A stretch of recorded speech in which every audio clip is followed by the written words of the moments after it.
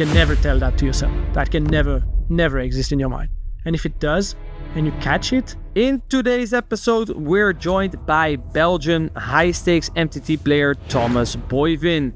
With a background in engineering, Thomas has developed a structured and analytical approach to poker. You analyze the impact of one parameter, so you only change that parameter, you put it in a few different situations, and you see different outputs, and then you draw a conclusion. His obsession with continuous improvement has led him to study peak performance, mindset, and biohacking, reading books, taking courses, and working with top coaches to refine his edge. I like to deconstruct a topic. I save all the handy stories online where I have a question where I'm not sure, right? And I put them in categories, and after a month, I look at which folder has the most handy stories. If it's 5-bet spots and I have one hand per year, I don't really care. I'm not gonna go into the biggest ISIN pressure you have on yourself, so the biggest rispium, however you call it, the biggest pressure, the less you want to put money into the pot on textures where the nuts is gonna change. When do you think simplification is overdone and kind of hurting your EV? Oversimplifying would be you can bet range 1/3 every board. And I think nowadays it's not great. And in poker, you really need confidence because many decisions, you can never know if they were good. You can never know if the guy was actually folding top pair, but this time he had trips. And so it takes a lot of reps to build that confidence. And the more confident you are, the less validation you need. But yeah, I've had similar experiences where I thought I found something and then solver found a way to remind me that he is omniscient and smarter than me. And it was a humbling experience. Thank you guys for tuning in to what's going to be another great episode of the Mechanics of Poker podcast. Quick announcement, we have seats open for our Mechanics of Poker coaching program. If you want to work with me and Adam and have us help you make more progress in your poker career, you can apply using the link down below or go over to mechanicsofpoker.com. Without further ado, guys, enjoy this episode. Thomas, by degree, you are a civil engineer specialized in mechanics and energetics. From what I know, engineering is all about the problem solving, creating structure, and analytical thinking. I'm curious, how has that background shaped the way you approach poker and being a poker professional in general? Yeah, it has definitely, I think, shaped my approach to the game in the way that I think there's two things that I learned probably. I mean, there's more things that I learned, hopefully, but the main two things that I have in mind that I can use in poker all the time. The first thing was just that I had to study at least a decent amount of, hours in order to graduate. I wasn't the student who studies the whole year throughout, but 1 month before the examinations, I would spend 14 hours a day for 4 weeks to binge everything and study very hard. And so when I came to poker and then it was time to study again, it was pretty easy for me to put on 2 hours a day or something like that. Seemed very light compared to what I did before, like during my degree. And I think another thing is clearly what you mentioned is like the analytical mindset, problem solving, basically the scientific method where you want to, analyze the impact of one parameter. So you only change that parameter, you put it in a few different situations and you see different outputs and then you draw a conclusion. You say, hey, when I change that, only it goes in that direction, right? Then you do the same with another parameter and it goes in the other direction. And then when you do that with all the parameters, eventually you kind of have an idea of how the game moves, left and right, based on tendencies, based on profiles, based on ICM, like all those stuff. And this kind of understands this kind of experimental mindset, right? I think you just like many players, obviously you use a solver. And like you said, you can change one thing in the solver and see how that then impacts strategy. And then instead of learning, okay, this is what I have to do in this spot, it's like, hey, this is the key parameter that drives this spot going from either left to right. Do you recall any like big aha moments you had, like playing around with these parameters?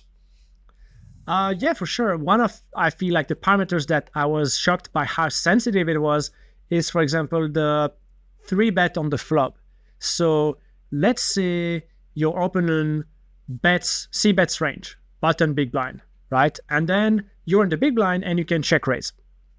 Now, the check raise frequency is going to be impacted by many things, but one of the things that impacts it pretty widely is how much after you check raise, your opponent will 3-bet. So essentially, sometimes they just have to, let's say they c-bet 2 big blind, you check raise 6 big blind, and they have to shove 40 bigs, with over pairs, with top pairs, and a few bluffs.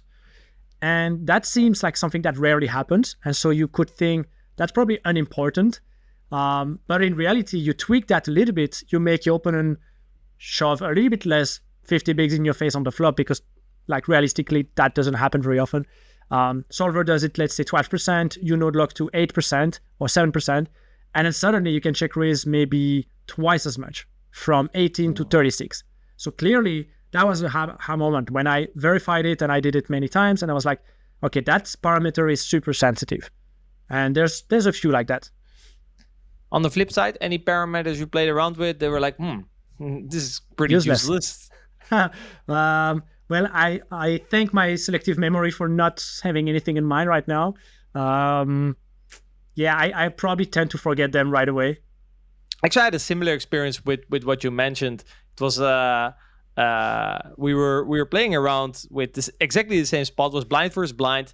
I would raise the flop, and I would not have him 3-bet the flop, right? So I imagined, okay, well, if I don't allow him to 3-bet the flop, I should probably just always raise, right? Because he cannot 3-bet. And then I was playing around with the solver, and I was like, hey, he's not raising that much. I would have imagined, what's going on? And then I figured out that the solver, as smart as he is, he pre-adapted. He adapted. He was like, okay, I cannot 3-bet the flop. However, I can call your raise. And then suddenly on the turn, he had like a 50 to 60% donking range. Yeah, exactly. That motherfucker. He understood. Did you ever have a similar experience where basically the solver sort of outsmarted you? Yeah, for sure. That's a good example that you're mentioning. We call actually that the check raise of the passive old man. That's what we call it. The check call turn lead. You see that, I don't know, old guys doing that on the paired board. They're gonna check call 10-10-5 and then lead turn deuce. And basically they have a trips, they just didn't dare to check raise. But yeah, I've had similar experiences where I thought I found something, and then solver found a way to remind me that he's omniscient and smarter than me. And humbling. It was a humbling experience. Yeah. With your engineering mindset, you already mentioned that it helped you studying, but I can also imagine it helped you with your study process, and especially how you structure it. How do you systematically approach studying poker, like from a engineer mindset? Sure. So like I said, I like to deconstruct a topic. So for example, what I do, I save all the hand histories online where I have a question where I'm not sure, right? And I put them in categories, and after a month, I look at which folder has the most hand histories, right? If it's 5-bet spots and I have one hand per year, I don't really care. I'm not gonna go into that in depth. But then there's BVB, maybe last month I had 20. Then I'm like, okay, this is really a spot where I have a lot of uncertainties. And so I'm gonna tackle BVB limp pot. And yeah, I really like to have a global overview, frequencies, then I go in depth, strategies, then I go in depth, simplifications, I look at exploits. And so I'm basically gonna spend maybe 2 weeks just doing BVB because I really want to kind of finish that topic before moving on. So you kind of use your own uncertainty in a spot as kind of a compass towards what you have to put work in. Yes, I do either that, or what I've done, for example, we did a map with a friend, Kenny Hollart. We did a map of what nodes impact the win rate and in which fashion. So basically, we had 3-bet pots, BVB, single race pot, everything you can think of. And then we took a big database and we kind of looked, okay, 3-bet pots, they involve that many big blind, over time. BVB, that many big blind on the flop, 4-bet, like, etc., etc.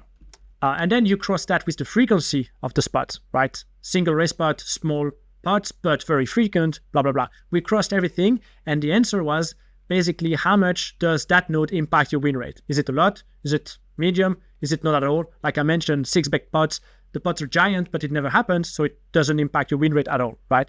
And so basically we did that. And then I just prioritize, okay, I'm just going to tackle what impacts my win rate the most. That's where I want to get really good. Then I went second layer, what impacts the win rate, like, medium fashion. And I probably never got to the small stuff. No 6-bet pots. No 6-bet pot. I'm a fish. I'm a 6-bet pot. Actually, it's very similar. We had a podcast with Patrick Howard, and I think we talked similar, like in a similar fashion, and we talked about textures, and then we talked about monoboards, and then I asked him a question about it. He said, "I don't know, and I don't care. It never happens." Yeah. Which I thought was a good answer. Like in cash games, like I use a very, very similar approach: frequency of spots, pot size. What you mentioned, like your own skill level, is definitely a variable to take in consideration. Ooh. I think also the skill level of your opponent's a very interesting one. So in general, it's worth putting more time into a spot where on average the population leaks the most, because basically then your return of investment of putting time in that spot, because you can come up with better exploits, there's more to gain. So there's like a couple of variables here. Obviously in cash it's a bit easier because it's always the same. How do you then measure in phases of the tournament? Yeah, that's definitely complex. I think that was a good analogy, a good example you gave. For example, recently I started to work way more on post-flop ICM, and that's kind of a new topic. It's kind of a new world that opened to us recently with solvers being super fast, and we can now really study that part of the game efficiently. But that's clearly a topic where if you watch streams, even high stakes, you see people doing a lot of stuff. Nobody knows if it's good. And that's kind of what you're mentioning, right? If you put 20 hours there, you're going to become the best ICM post-flop player in the world, honestly. Like, I'm oversimplifying, but that's a little bit how it feels right now. In 1 year, it's going to be different, of course. So yeah, that's a good way to also, I think, direct or study, or at least I think it's a really rewarding one. Because like you mentioned, you end up having a big edge after 20 hours of study. Whereas if you want to have a big edge in single raise spot versus big blind, you have to put, 100. I remember actually we also did a podcast with Jans Grafdekkel, and I think he mentioned 80% of his study is pre-flop and ICM, because he says that's like where pre-flop is going to be everything by far the most yeah. frequent, right? And ICM is going to have the biggest impact in terms of on your win rate. Would you say your study ratio is similar? No, I don't think so. I don't do so much pre-flop. And yeah, I'm more of a post-flop studier, if you might say. I do ICM, of course. So maybe something like 20% pre-flop, 40% ICM, including post-flop, and 40% post-flop GPV. You mentioned that nowadays or at least we have now a model to study, right, with post-flop ICM. When that came out, any realizations you had, like, oh, I was pretty bad? so many textures I was betting way too often, as the covered stack, for example. So many textures I wasn't leading as a covering stack from the big blind. So many textures I wasn't putting big bet, in as the big stack. So the big stack can actually play pretty splashy in some spots. And I didn't think that would be the case because we always have the wide range. We face tight range. But that doesn't really matter in some spots where we over-realize or equity. They have a big risk premium, so they overfold, so all bluffs, are making more money. And we end up being splashy with a lot of big bets. So yeah, lots of spots where I learned a lot.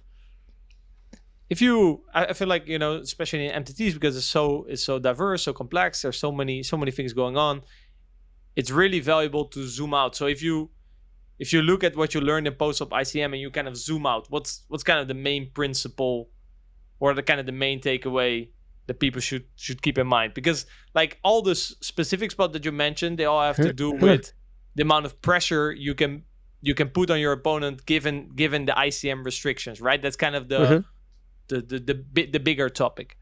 Yeah, exactly. That's the zoom out. The zoom out is the biggest ICM pressure you have on yourself. So the biggest rispium, however you call it, the biggest pressure, the less you want to put money into the pot on textures where the nuts is going to change, right? So on a ace, queen, 6 rainbow, if we have a tight range, we can have big bets, everything, that's fine. But on those textures where the nuts is going to change, so let's take a king, 5-6 flush draw. Now that's a completely different story because on many turns and rivers, we don't want to stack off anymore with aces and ace king. And when we have a big pressure, these are the flops where I feel like population bets way too much. I was betting way too much. Sometimes we have to check back a ton, even some ace-high boards, ace 4-5, those kind of texture. So when we have a big pressure, don't bet too much those textures. And then vice versa, when you are the big stack and the other guy is going to under realize his equity because he has a big pressure, you can usually bet pretty much any board range, like versus the big blind. There's a few exceptions, but yeah. That's pretty interesting finding because like in cash, obviously because the SPR in general is bigger, like the equity retention and how the nuts is going to change is way more important. I always thought that in tournaments, because SPR is smaller, it doesn't really matter. But now you've thrown ICM in the mix, and now it flips again. So that's why ICMs is very tournaments is very interesting, because you think you know something, and then you add a new parameter, right, a new variable to the equation, and then it suddenly does something else. Is that also something that keeps you excited, like from kind of digging into your story? You seem like a very curious and motivated guy. You really seem to really love poker. Is it because of the complexity of it? Yeah, I think so. Of course, there's all the good hormones you get when you deep run and when you win, and that's super exciting. But I don't think I would be that deep in a game that would be super simple. Like it's like you said, it's very exciting to keep learning. Is that also one of the reasons why you chose, I don't know how conscious this choice was, to play MTTs, for example, compared to cash games, which from what it sounds like, obviously it has its own type of depths, but it is less. I remember we had a podcast with, I think it was Kudinov. He said cash game is deeper and MTTs are wider. I thought it was a pretty interesting comparison. Yeah, definitely. Yeah, for me it was just more fun to play MTTs. Like I basically started with sit and goes because cash game was a little bit boring for me. And sit and goes was like a tournament, but that if you just want to play 1 hour and a half, that's fine. And because of being at university, that was the way I was playing poker. But yeah, it's mostly for the fun and probably the diversity of the spots, like you mentioned. But I think it's just naturally just more exciting to have a final table, being able to win big and those kind of stuff. That's probably what's got me in. As an engineer. Very structured, systematic. How do you go about the process of continuous improvement? I feel like many players leave improving as a player up to kind of randomness, like wherever they feel like they should put time. Now, you already kind of mentioned, right, for example, that your study approach is way more systematic. You put more time into the spots that get you the highest return. How do you approach improving as a player in terms of like the whole spectrum? Yeah. So I think for sure that's probably one big league of a good part of the population, the pros, right? That don't maybe accept the truth. That is that if you want to be competitive, you have to evolve with the game and with the population. For me, honestly, I would say the number one key is just discipline, because I know I have to do it if I want to stay competitive. Now, it's fun to discover something. It's fun to sometimes find heuristics and stuff. I also like coaching a lot, which I will mention in a minute. But honestly, eventually, I do it because I have to do it. If I could just play main events across the world and be the best player in the world, that's probably what I would do. But realistically speaking, I know I have to put in the work, and so I just do it because I have to do it. But I kind of found the magic formula for me when you say really how basically do I practically do it is coaching. I realized a few years ago that coaching forces me, put some kind of positive pressure on me where, I book a session with somebody and they want to work on post-flop ICM.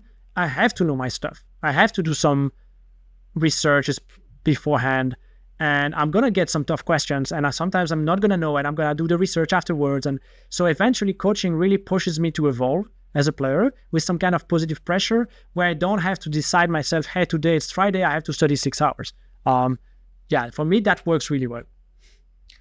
How do you structure a coaching session?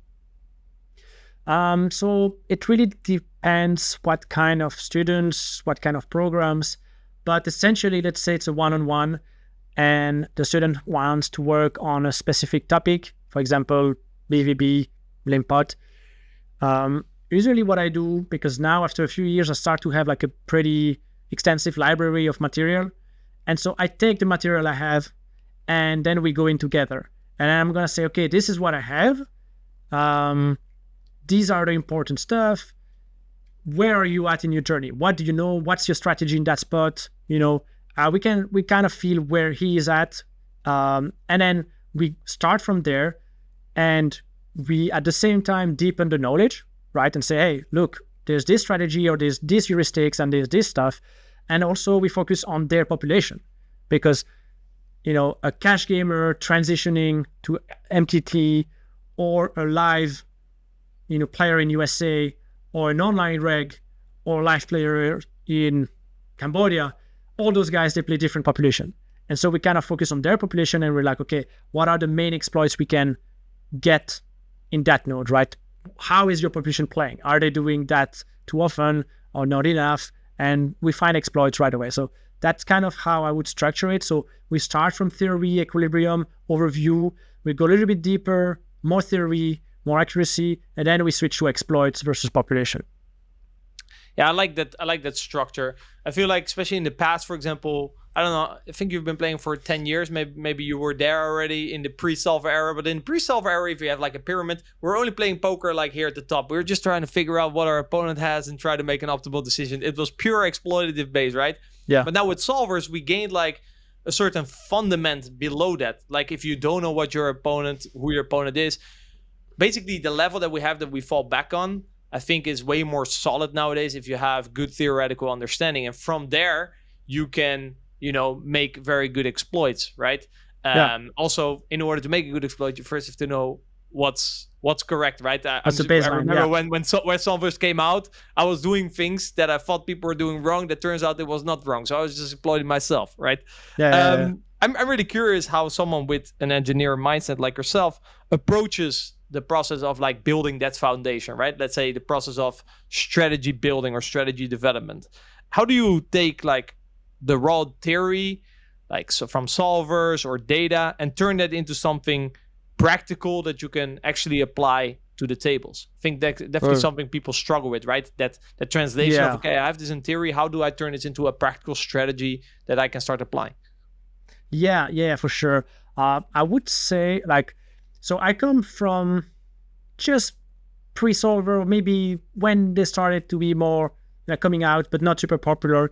And the guy who kind of taught me MTT when I was transitioning from sit and go, it was purely exploitative as well. Really, like, you think he overfolds, bluff range. You think he underbluffs, fold range. Like, really very exploitative. Then I got to studying. I really liked the baseline because then I could tweak a parameter like I told you. And in game, I could decide, hey, I think that guy's going to overfold. It's just so hard to defend here. I'm just going to bluff a little bit more often every single time. I want to stay focused on your question, but it's because it reminded me of some kind of journey. Then after a few years, there was really 1 year where I got too deep in the solver. And I started to only play or try to emulate GTO and replicate things I would learn, but in equilibrium, not exploring enough. Having a little bit paranoia, like, oh, if I fold this combo, he's going to exploit me because I overfold. And that year, coincidence or not, that was my worst year in like 7 years. Stopping to listen to my intuition, stopping to play exploitatively and try to play equilibrium was my worst year. And then I had talks with some people, and then again, they was like, yeah, but how were you winning before? And so I was like, I was more based on intuition, studying a lot, but exploiting a lot, and why did you stop? And anyway, we questioned, and then I came back to the conclusion, okay, nobody plays perfectly, there's no equilibrium, nobody's omniscient, and so it's really important, I think, starting to get back to your question, to study, know the baseline, know how parameters are moving, but the end goal and the only goal is that at the table, you own your opponent day and night. And so if we play one night together, of course, you can do whatever you want. It's different than if we play 3 years together online. But there's still so many nodes that it's just naturally going to be really hard for you as a human to play correctly. And the more you can identify those hotspots, the more you can put pressure in those spots and overbluff slightly, overfold slightly because it's really hard to find the bluffs, that kind of stuff. Yeah, for me, the goal is really to understand the game very deep. That's why I study. And then in game, it's a lot of 1 or 0s. It's a lot of, overbluff, overfold, overcheck back, but it's not like randomized 67% calling on the river. For me, that makes no sense. I don't think that exists in practice. I think you always face 1s or 0s. Yeah, because I agree with that. Like sometimes when I hear or see someone roll, I'm like, okay, so when you roll, there's 2 assumptions that you make.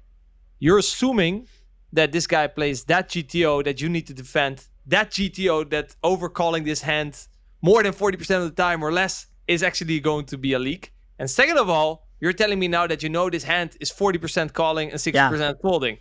Both things I don't think will ever apply. There's one instant in which I do actually like an RNG, which is, for example, let's say you're a station on the river and you just always press call. Yeah. Then sometimes you should maybe, when you feel like it's close, it's probably not, you understand, your intuition is a little bit biased. Then running the RNG in those spots, at least folding your hand 50% of the time, if you really don't know, then at least you can protect yourself from your bias constantly impacting your game, if you understand what I mean. For example, I'm naturally a bit more risk averse, so I would find a reason to fold. So when I feel like it's close, I'll run the RNG and do it 50-50, not because I need to defend 50-50, but just to protect myself, if that makes sense. Yeah, for sure. I think it's smart. I think there's a few nodes where RNG makes sense, namely pre-flop, when you play that all the time. Let's say you 3-bet from the big blind, very shallow. You know the combos, but it's 20% here and there. It's the same. If you don't want to overdo it, every time you think, oh, that's a great spot, I'm going to 3-bet. If you don't want to overdo it, RNG makes a lot of sense. But I agree with you, rivers, honestly, I would say it shouldn't apply. Like, we do it because we are maybe afraid to make a mistake, but I would say that in practice versus the ranges we play, there's probably never RNG, right? If we would have an AI bot that could know everything that's happening, he would probably never RNG. He would have pure decisions with everything. Yeah, and he would outsmart everyone. So for sure, likely, he would just completely annihilate you.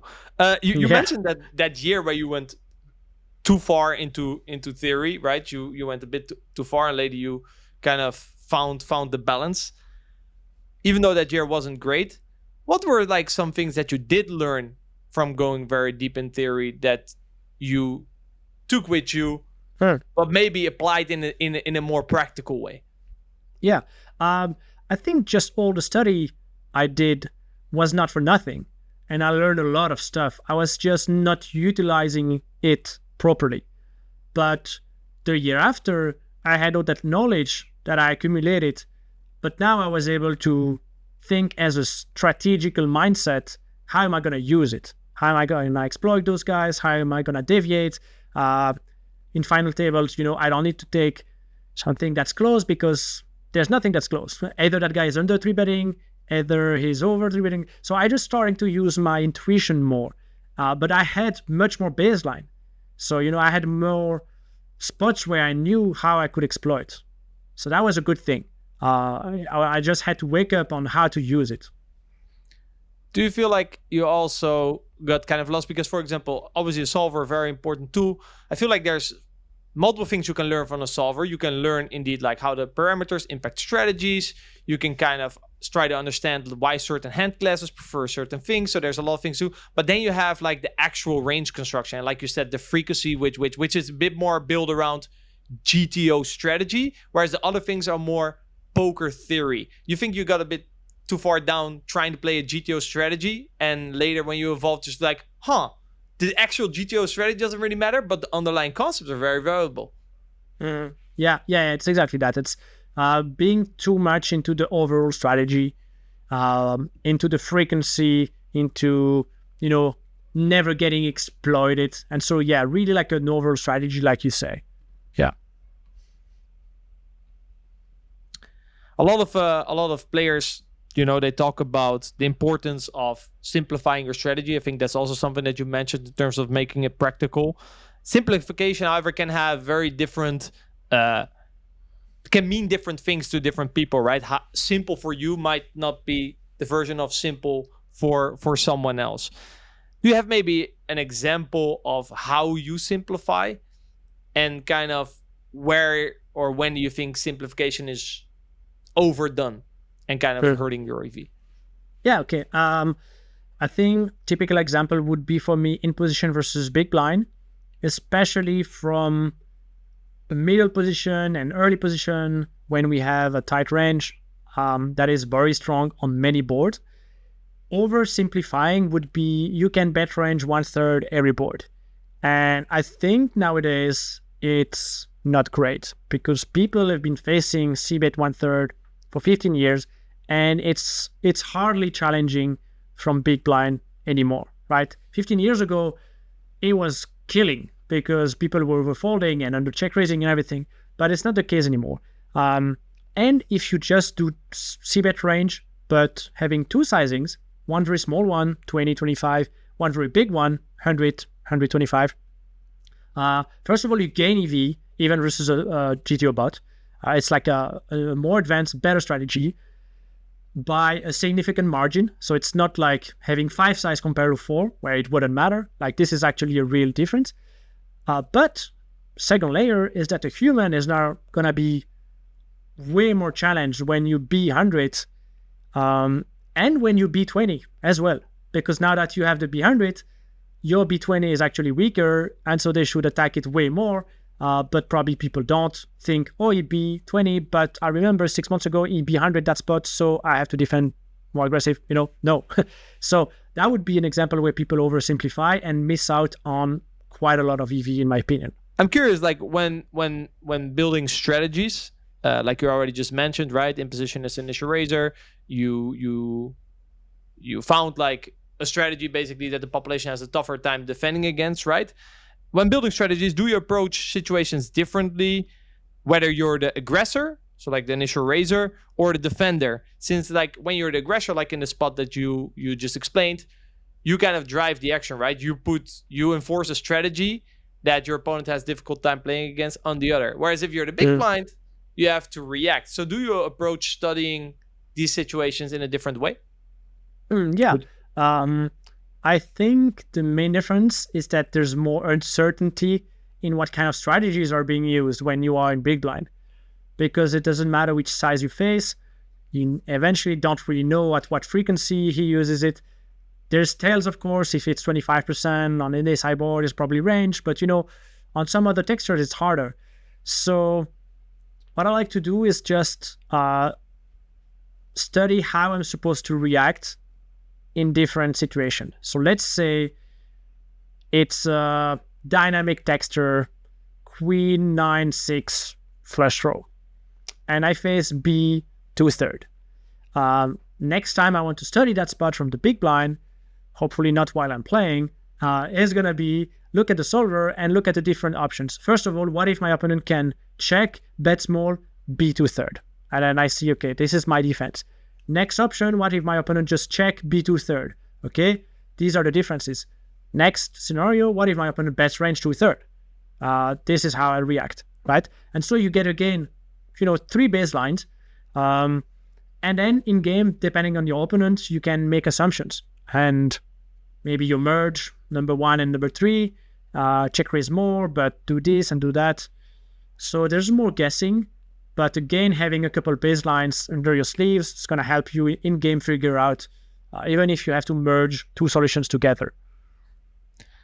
I'm always a big fan of when I study spots. I always like to first start. I always give people the recommendation to first start with the spot, looking at it from the aggressor perspective, because it will really help you when you're the defender, because the defender is more about trying to figure out what your opponent is doing wrong and exploit that. And in order to know that, you first must have studied, okay, what was correct in the 100%. first place, right? Yes. And usually when you look at the solver, especially in, like, for example, this situation, you say, okay, queen 9-6, okay, I'm going to play a mix between check, 1/3, and big bet. Okay, I'm going to be very sensitive to screw up this range construction here and there, right? And when studying that, you can then use that knowledge when you're in the big blind and be like, well, he's also human, so most likely he will also have trouble, making his big bet a bit too equity driven, a bit too strong, and his weak bet a bit too full of shit. So from there you can you can make, I think, very, very good exploits. 100% agree. One struggle I actually see a lot coming up also in our own coaching community is how to optimally document your study notes and your findings, right? Have you found any particularly effective ways to document, retain, and structure poker knowledge over time? Yeah, actually, I think that's also something I take from university. More structure approach, taking notes, doing summaries. Definitely, I've started to do that pretty early. I mean, I think there are different tools. I'm not like the most, I have a method. I like it. I keep using it. I'm not going to look every year for a new tool. But I use a document like Quip, for example, where I can do all my summaries. You can put screenshots. I can put links. You can put like a few things. I usually do one document for one node. So, 3-bet pot, small blind versus in position. That's going to be one big document. Big blind versus in position. That's going to be another document. So I have a bunch of documents. Then I have a document that I called Martom's Daily Spot, which is just anything I come across that, I don't know, it's like a river, 5 flush, lead all in with range. Okay, that's like weird and interesting, but halfly useless, but I didn't know the answer and I learned something new. So maybe I copy paste it in the Martom Daily Spot. And when I have 15 minutes, I want to mental warm up or something, I just scroll and look at the 5 most recent spots, for example, that I learned something. That would be my method. But I have friends who have more advanced method. For example, they do memory cards. So everything they learn, they put in memory cards and then they quiz themselves, and it's very dynamic. Only the wrong answers come back with time. So, it increases memory retention. It's too advanced for me, and I don't like to do those small things. But these guys are learning fast, and for them, it works really a lot. So I guess it depends on your style, but there are some great tools available, I would say. Yeah, we had a podcast with I think it was Jolan. He used to be a memorization world champion. So maybe if you want to learn something here, you can go check out that episode for people who are interested. And he also talked about best tactics for memory retention and stuff. Was definitely very interesting. So what it sounds like, you basically have the book How Thomas Plays Poker, your baseline strategy, exactly your what foundation. I have. Yes.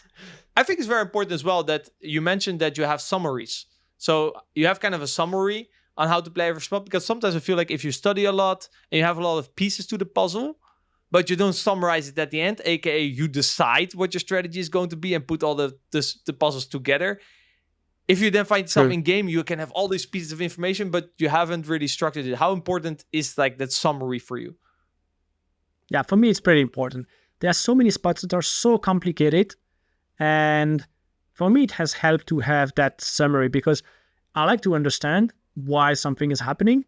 But eventually, like you say, you understand 100 stuff, but eventually it kind of helps if you have just one small table with 4 different textures of SI, ace, high X, ace, low, low, ace, mid. Okay, that's 3 categories. And then you have big heuristics. Hey, on all of these, we actually have big bets. But on these ones, we never have big bets. So a small table, few simplified strategies. For me, that's very helpful.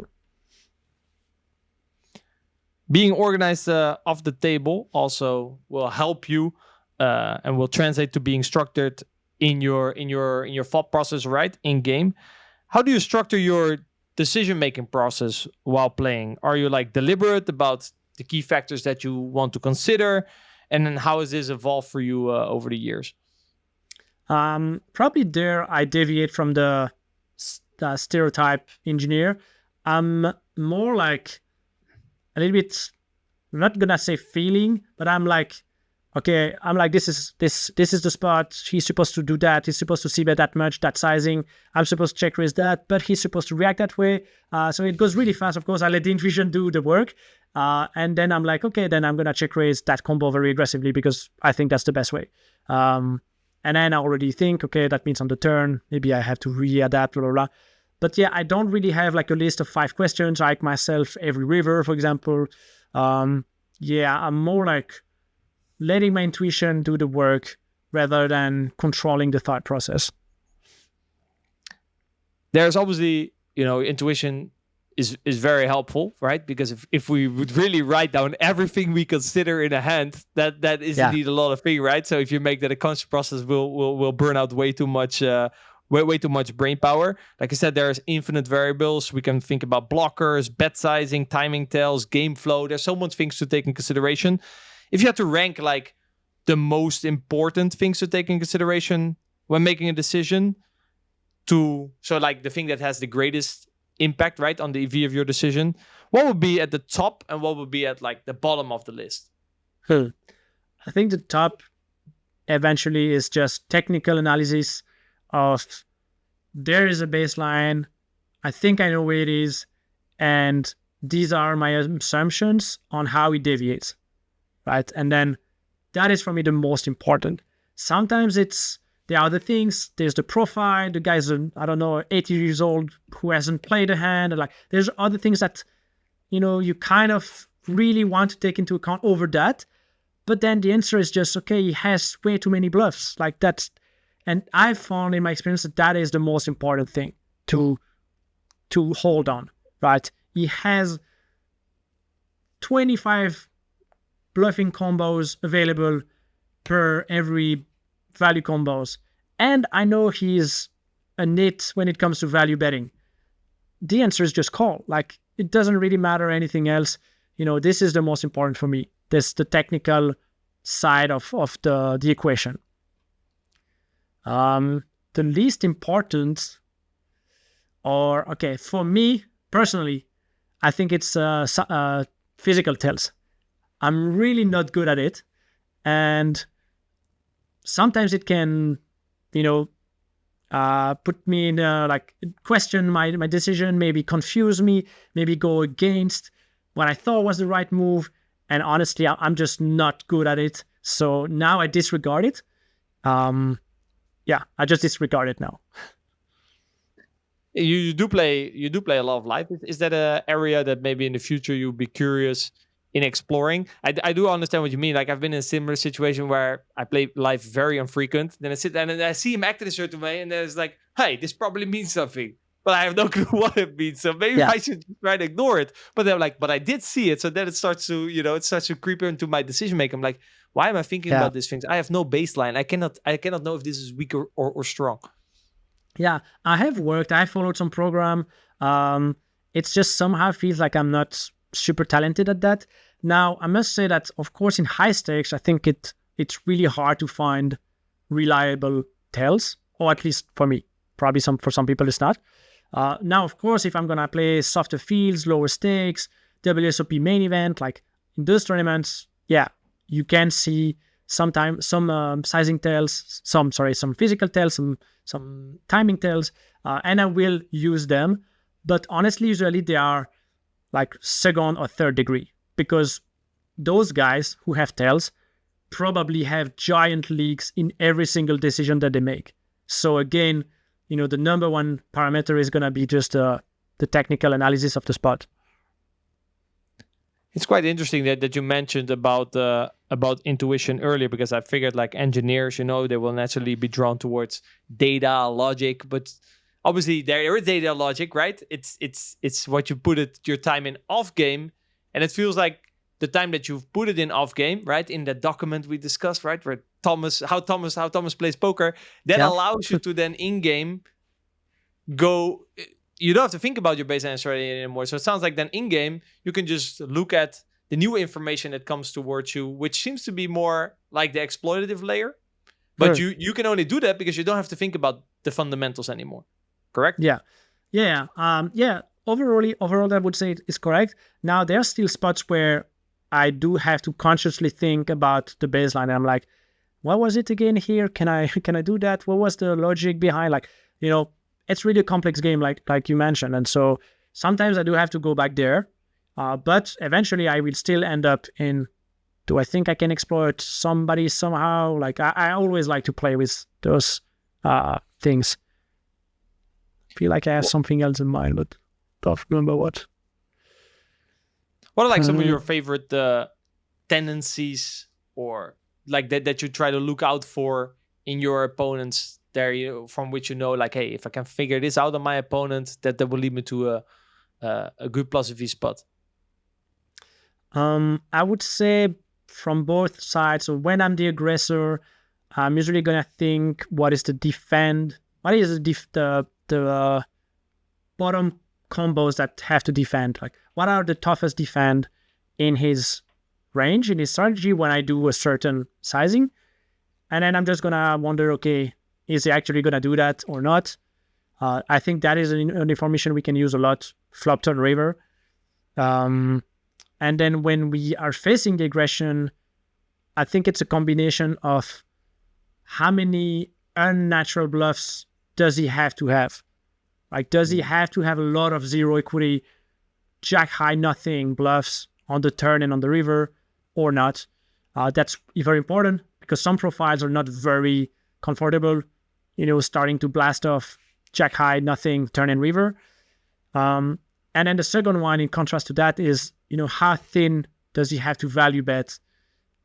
Is he supposed to bet all in with almost any top pair for 60 bigs? If yes, that's pretty hard.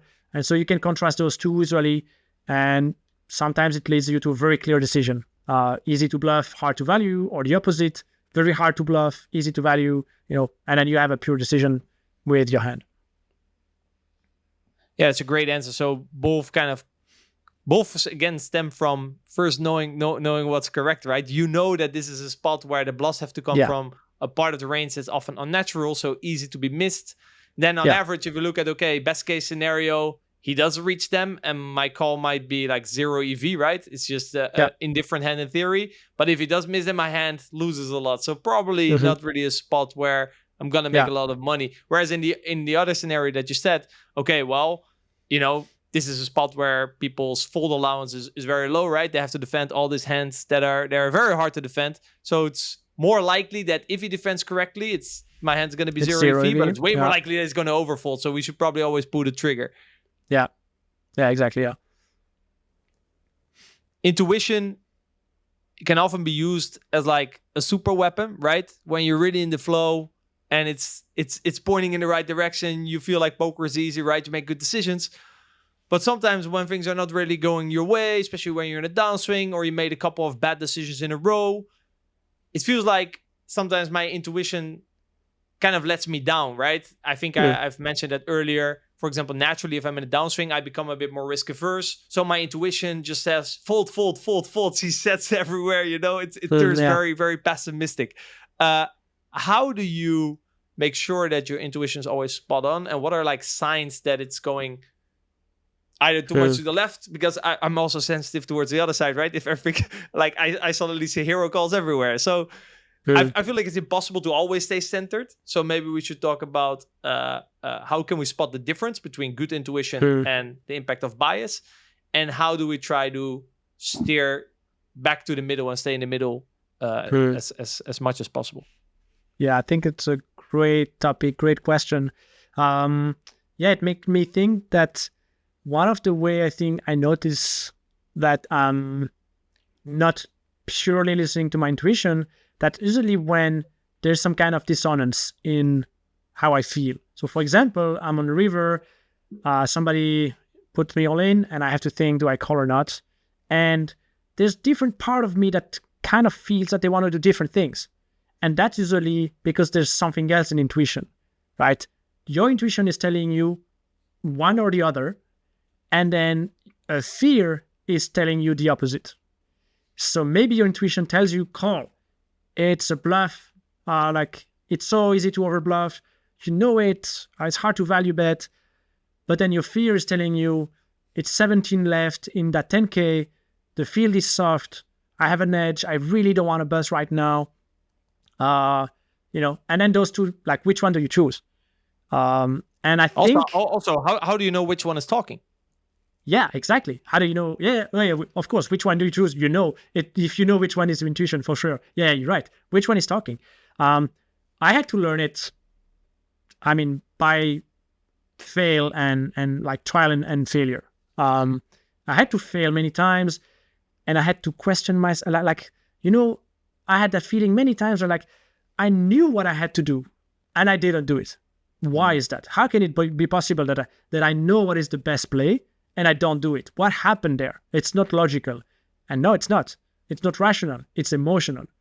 And so I made the mistakes many times, and then eventually I understood, okay, I have to perform emotionally really at my best in order to apply all that work that I do in the lab. Otherwise, it's useless.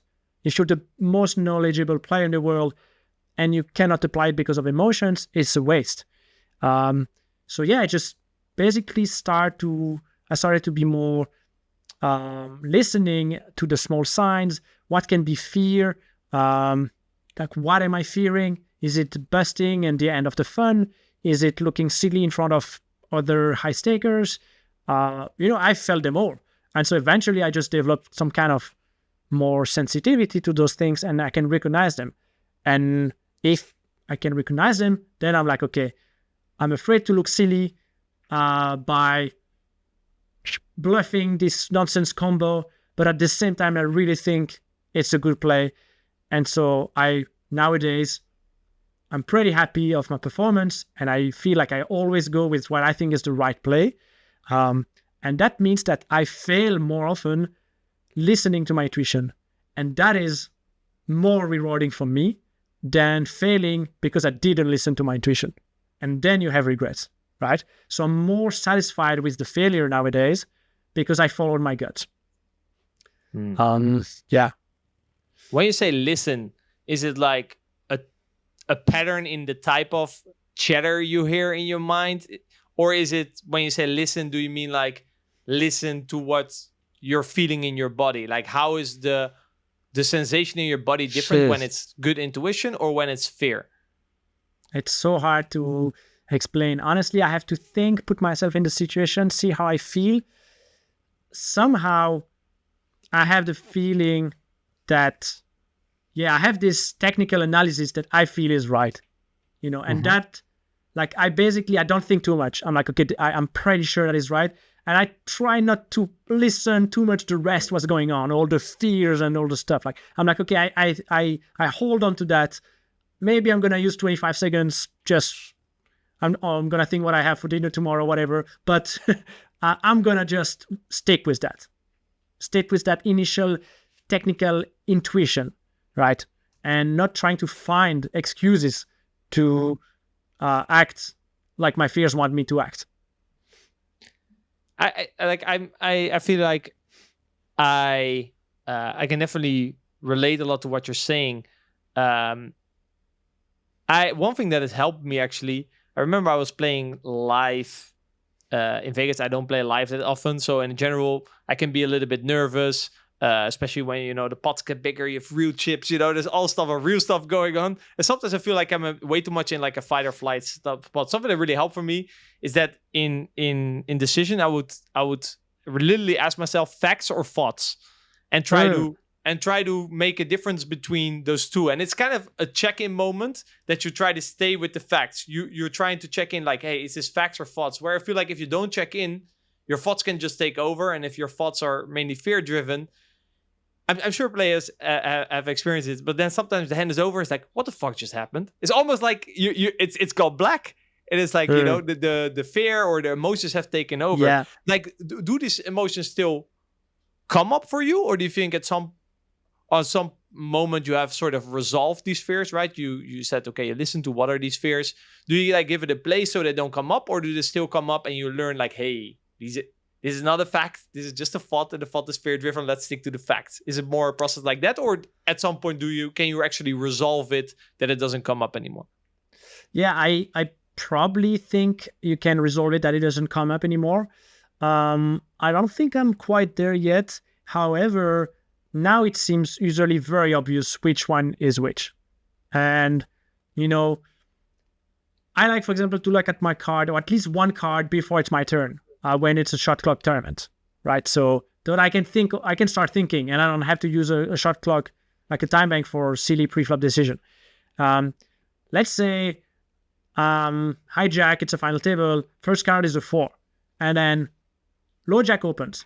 Now I already know that maybe it's a good spot to 3-bet ace 4 suited. Maybe it's a big final table, it's high stakes, there's a lot of good players, and right away I have those two things coming up. I'm like, okay, I know it's probably going to be a good 3-bet, but I'm like, my body starts to prepare, and it's like, we might go to war with ace 4 suited here, and maybe I actually think it's a good 3-bet 5-bet shove, and my body started to prepare. I look on an ace, reaction of the body, but I just know already what I'm going to do, right? I have decided this is the right play, but the body feels it, and the body is like, yeah, this is stressful. But now I can easily feel the difference. You mentioned thinking, thoughts, or facts, and I thought that was really great, and that made me think of something I do, especially when I deep run, is that I meditate even just a few minutes at every break, even like 3 minutes. And there's a couple of reasons why I do it. First one is just that the brain rests and regenerates much faster when you meditate than when you sleep. So it's really, really good, really positive for the brain.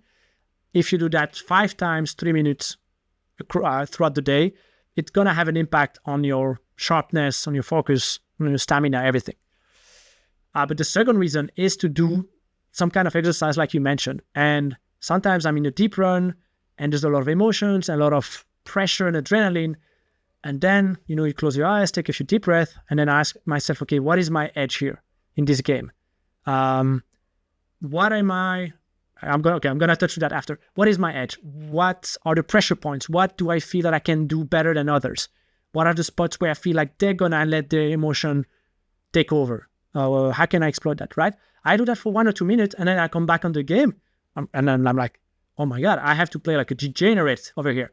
Maybe the past 20 minutes I was too passive, actually, under the pressure of the 12 left, blah, blah, blah, So yeah, that helps me disconnect, recenter. It feels like you gave your mind a different perspective. Yeah, exactly. Yeah. You cut some hormones, cut some fears, recenter. Keep the main thing. Winning this stuff. Big shout out to our sponsors. First off, Coinpoker. Coinpoker is one of the fastest growing poker rooms in the world right now. In a world where sites seems to care less and less about the players, Coinpoker is showing good promise, listening to the community, and providing a safe and sustainable playing environment going forward. Join the action, get 33% rakeback and 150% deposit bonus using code TMOP, or register using the link in the description down below. Next up, GTO Wizard. If you're looking to level up your game, let me tell you about GTO Wizard. It's got everything you need, whether you're just starting out or already crushing it. You got tools like a hand history analyzer, a GTO trainer, and even a custom drills to help you sharpen your skills and make smarter plays. It's what so many guests we have had on use to dominate cash games and tournaments. Get started for free and get 10% off your first purchase using the link down below, gtowizard.com/mechanics. If you sign up, you also get access to the weekly coaching webinars where you can learn from me and other great coaches. So looking forward to educating you guys over there. But without further ado, let's get back into our episode with Thomas. I like that. Keep the main thing. It's kind of like the facts are fun. Stay to the facts. Yeah, great stuff. Adam, this is a great time to include you in the conversation. You as a peak performance coach. Actually, there was something that Thomas also said that I can definitely relate to as well.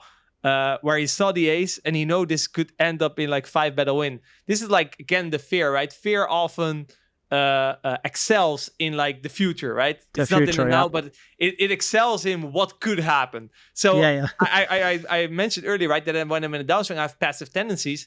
It's exactly for that reason. I'll find an excuse to flat a hand that I should 3-bet just because fear sees 3-betting as a potential bigger pot, aka bigger threat. And therefore, I find a reason, the RNG roll the call, for example.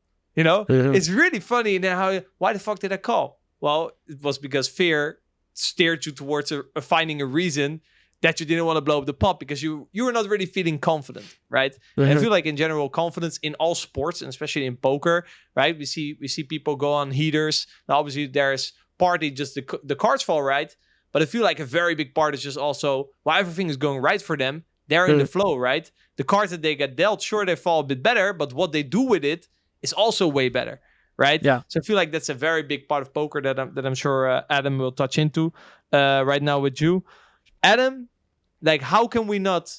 I guess I have 2 questions for you. How can we not get overwhelmed by all these emotions, right? I feel like emotions, everyone struggles with that. It's also interesting what Thomas said, like, yes, you're struggling now with these emotions, but imagine your opponents, right? Sometimes we think it's just us, but it's not only us. They're also afraid, right? And we can use that to advantage. Like you said, I should have been maybe playing way more aggressive. But how do you fix a mistake that you made that you look at afterward like, I shouldn't make this mistake. I know this, but apparently I don't. How do you fix how do you fix a problem that's actually not a problem because you think you know, but apparently you don't?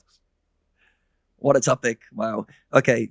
This one has been so interesting listening to you guys map out the whole framework of intuition versus fear. As I was listening, I was thinking, what is like the dominant fear in most situations? And it's protection versus mistakes. It's like, whether it's a bad call, you just don't want to look stupid, you don't want to lose. Most fears are rooted in, how do I not make the mistake? You guys were chatting about RNGs earlier and kind of GTO frameworks. A lot of those are like, how do I not make a mistake? It's always kind of on eggshells of not messing up. So then we look at intuition, and it was really interesting hearing Thomas speak about how you think about intuition. And I was getting the sense of, I trust myself. I trust myself in what my intuition feels like. Now, we end up on a bit of unsteady ground because the mind tries to label intuition. It's like, well, tell me all the stuff about intuition. Like, nah, it kind of just feels a bit different. Then we've got this fear that's competing with intuition often. So we've got to map it out. So as Thomas mentioned as well with his examples, he knew what to do. He knew the decision, but didn't go with it. So a lot of understand intuition is learn to listen to yourself and what it feels like. There's a lot of times where there's kind of these 2 voices. I should do this, or should I do that? And they can feel like they're directly competing. But when the kind of emotion subsides and you're back into reflecting on it, you're like, actually, I knew that was a fold. I knew that was a call. So with this, over time, you build enough of a sample size and you realize you have a tendency. So Rene, for you, when you're in a downswing, your tendency, your fear tendency is to go, that says fold. Let's be more passive. So we can see the voice of fear for you is leading to a tendency of being more passive. For somebody else, they might have a fear that feels similar, but they be more aggressive in those spots. Like, they make quick decisions. They don't like getting pushed around. So their fear makes them act aggressively. So I think the kind of root is understand your tendency, how this fear and intuition interplay with you, and spend some time getting to know it. And as Thomas has mentioned there, it's very hard to speak about, how do you learn to trust that intuitive voice and not listen to that fear voice as often? Because they are competing, but over time you realize there's one voice that is more likely going to be right, the intuition voice, but there's a high risk of mistakes. I've got to trust it. I'm going to make mistakes. Then there's another voice going, don't do that. Don't do that. And the fear voice is always like a protective voice. And protective voice always sounds reasonable. It's like, I don't want to risk it. This sounds dangerous. I'll just do the fear one. So we end up defaulting to the fear voice very often. So we need to understand ourselves, and then we need to be brave enough to override that. So to go with our gut. So as Thomas mentioned, it was perfect. He feels so much better when he makes mistakes, but he trusts in intuition. You live and die by your own sword. So what that does is you internalize, I trust myself. I trust myself to make mistakes. I will not be perfect. and I will make mistakes, and I'm okay with that. And once you instill that, and as you mentioned, Rene, the fears in the future, once you realize, okay, the fear is just an outcome that I'm afraid of in the future, when it actually happens and you make a mistake, what's the fear? There's a moment to deal with. Get on with it. So we start to have this kind of internal battle. See, I think if I could summarize it in terms of how to work on it, understand how fear gets you to act, what is your personal tendency, and then learn to override that. This is a whole process to go through, but the main thing is understand you have a tendency. Rene, you're oranging rivers to override that fear tendency, but there's ways of practically approaching it to trust your intuition. And then it leads to how do you deal with mistakes? So I'm going to push this back to Thomas in terms of how do you deal with mistakes when it does come from trusting yourself? Because this is where the mind can really freak out. Because like, you idiot, you didn't think about it. Why did you do that? Because you made an assumption in a spot and let's say it was incorrect. So you've made a mistake. How do you generally internalize or deal with mistakes that you make? First of all, I must say everything you said, I really agreed. I thought it was many great points or strategies or techniques, how to improve yourself. And that made me think about just a couple of things that I'm going to mention before answering the question that how do I deal with those mistakes. But yeah, something you mentioned, I just wanted to reinforce it, is that Rene asked, okay, how do we do that? Adam, you gave a few elements of answer, and you mentioned it's also about getting some reps in. Basically, you have to do the mistakes many times, and then you also have to do the right choice many times. And then eventually you're going to develop a confidence. And in poker, you really need confidence because many decisions, you can never know if they were good. You can never know if the guy was actually folding top pair, but this time he had trips. You cannot know when you fold if the guy was bluffing or not, right? And so it takes a lot of reps to build that confidence. And the more confident you are, the less validation you need. And the more like, I don't care what he had there. I know, I played that spot 100 times. I know he would have folded top pair often enough. I'm happy with my play. He had two pair now. That's fine, So yeah, that was the first thing. What was the second thing? How do I also choose to go more often with my intuition nowadays than to listen to the fears? It's because I understood that I'm going to be a better poker player if I listen to my intuition. That's my conviction. Now, I don't have scientific evidence of that, but that's what I believe in. And what's the most fun in poker, Rene and Adam, in tournament poker? Like, what's the most fun? Making an exploit and being right. Even more fun than that. And end up winning it? Yes, winning. Winning is the most fun. And so how do I get the most fun in this game? That's by putting myself into as many times as possible in a spot where I make money and where I make a good decision. How do I do that? It's by following intuition and going and it's by playing against to win, the fears. Right? It's by playing to win.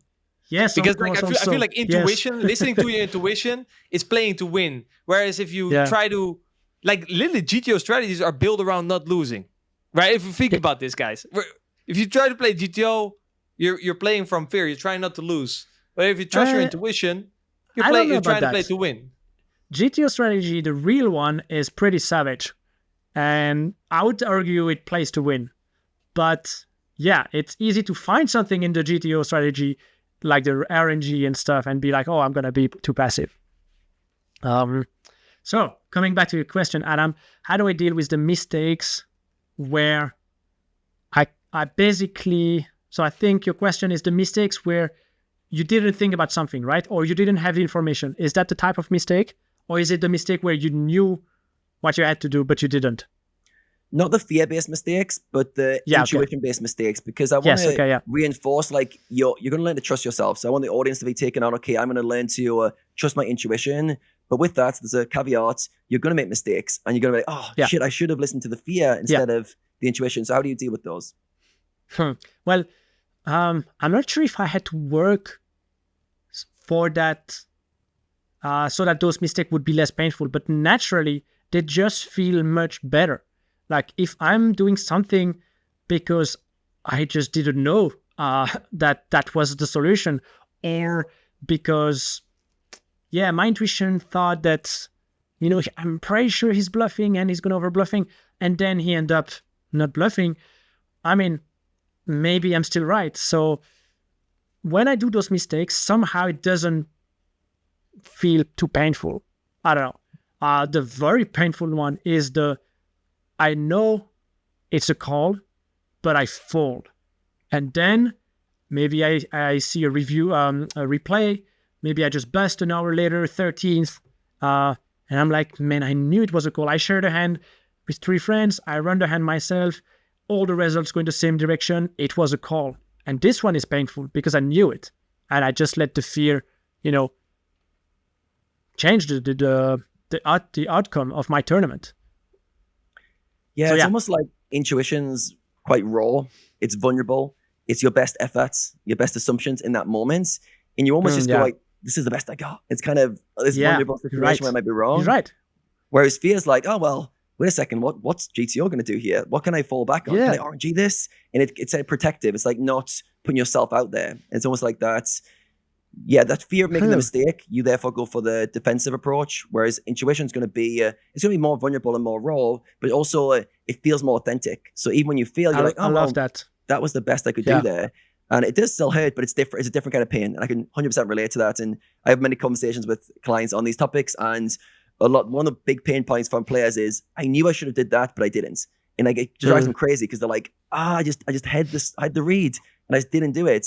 So yeah, I think we've done a really good job of kind of unpacking why that is. I don't think we've ever spoken this depth on this topic. So I'm glad this topic came up. All right, I quickly want to circle into dealing with big challenges. So obviously we deal with mistakes. Okay. I want to touch on basically how you've dealt with the biggest challenges of your career. So if we could jump into a big setback, maybe one of the biggest challenges of your career and how you were able to navigate that. Yeah, okay. I must say, I love that analogy that intuition is your best effort. I thought it was remarkable. I love it. That actually made me think at the gym. Let's say you walk 20 minutes to go to the gym. You enter, you do 3 reps, and then you go back home. You're going to be like, man, I could have done more.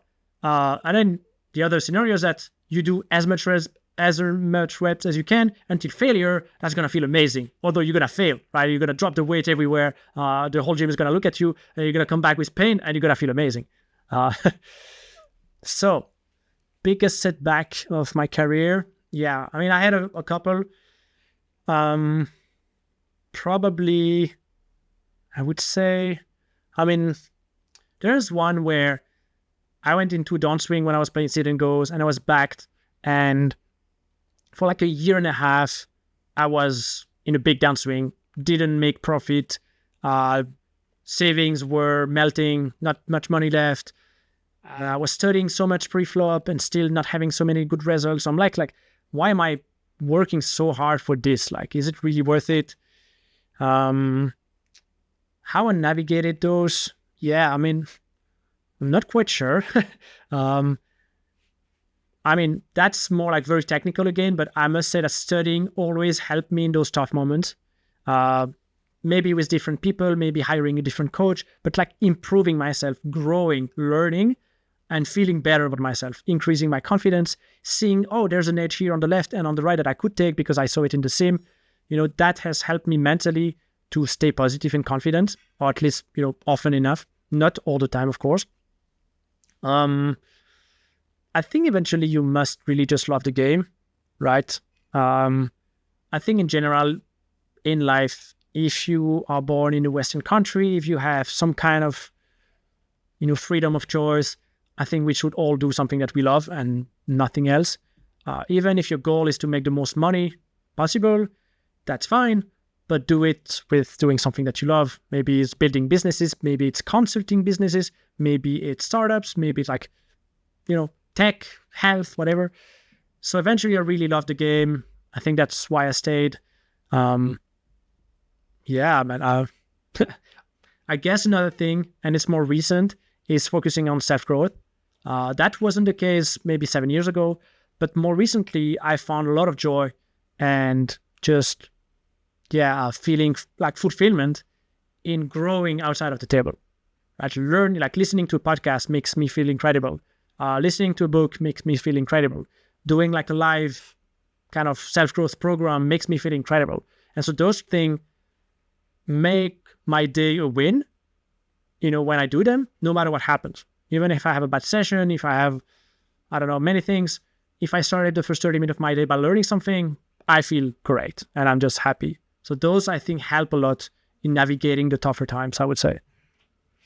Yeah, perfect. Let's take the conversation towards personal growth and how that can help during tough times. I do feel like it is really important to understand, like, okay, there's going to be times in your poker career where you're going through a hard time. It's just almost like you can't see the light at the end of the tunnel, and how we navigate those is really important. So you did mention like learning was important, studying during that time. And then you did say more recently, personal growth is how you kind of feel good about yourself during tough times. So for you, what have been some of the most powerful changes or realizations you've made on your personal growth journey? I picture myself when I started going deeper into this, I started realizing, oh wow, I didn't know this about the brain. Oh wow, this is how psychology works. This is how like old patterns have been showing up in my life.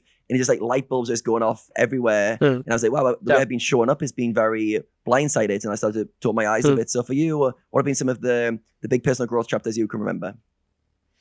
Well, I think enjoying some things in life outside of the table, that has been some kind of like, if when you're deep in the hole and everything, and maybe you spend your time grinding and blah blah blah, and it feels like your whole life is poker, and if poker doesn't go well, your whole life is not going well. But if instead you have a healthy relationship with a partner, you have one or two really good friends that you have the discipline to call every Saturday morning to have a good conversation or have a brunch with, if you enjoy nature and you force yourself to go in nature 4 times a week, it can be anything, can be sports, can be, whatever. I feel like having those things outside of poker that are successful by nature because they make you happy, then at least if poker doesn't go well, it's only, maybe 70% of your life, or 60 or 50 or 80, but you still have something that's going well that makes you happy. And I think some years in my earlier days, I didn't have that so much.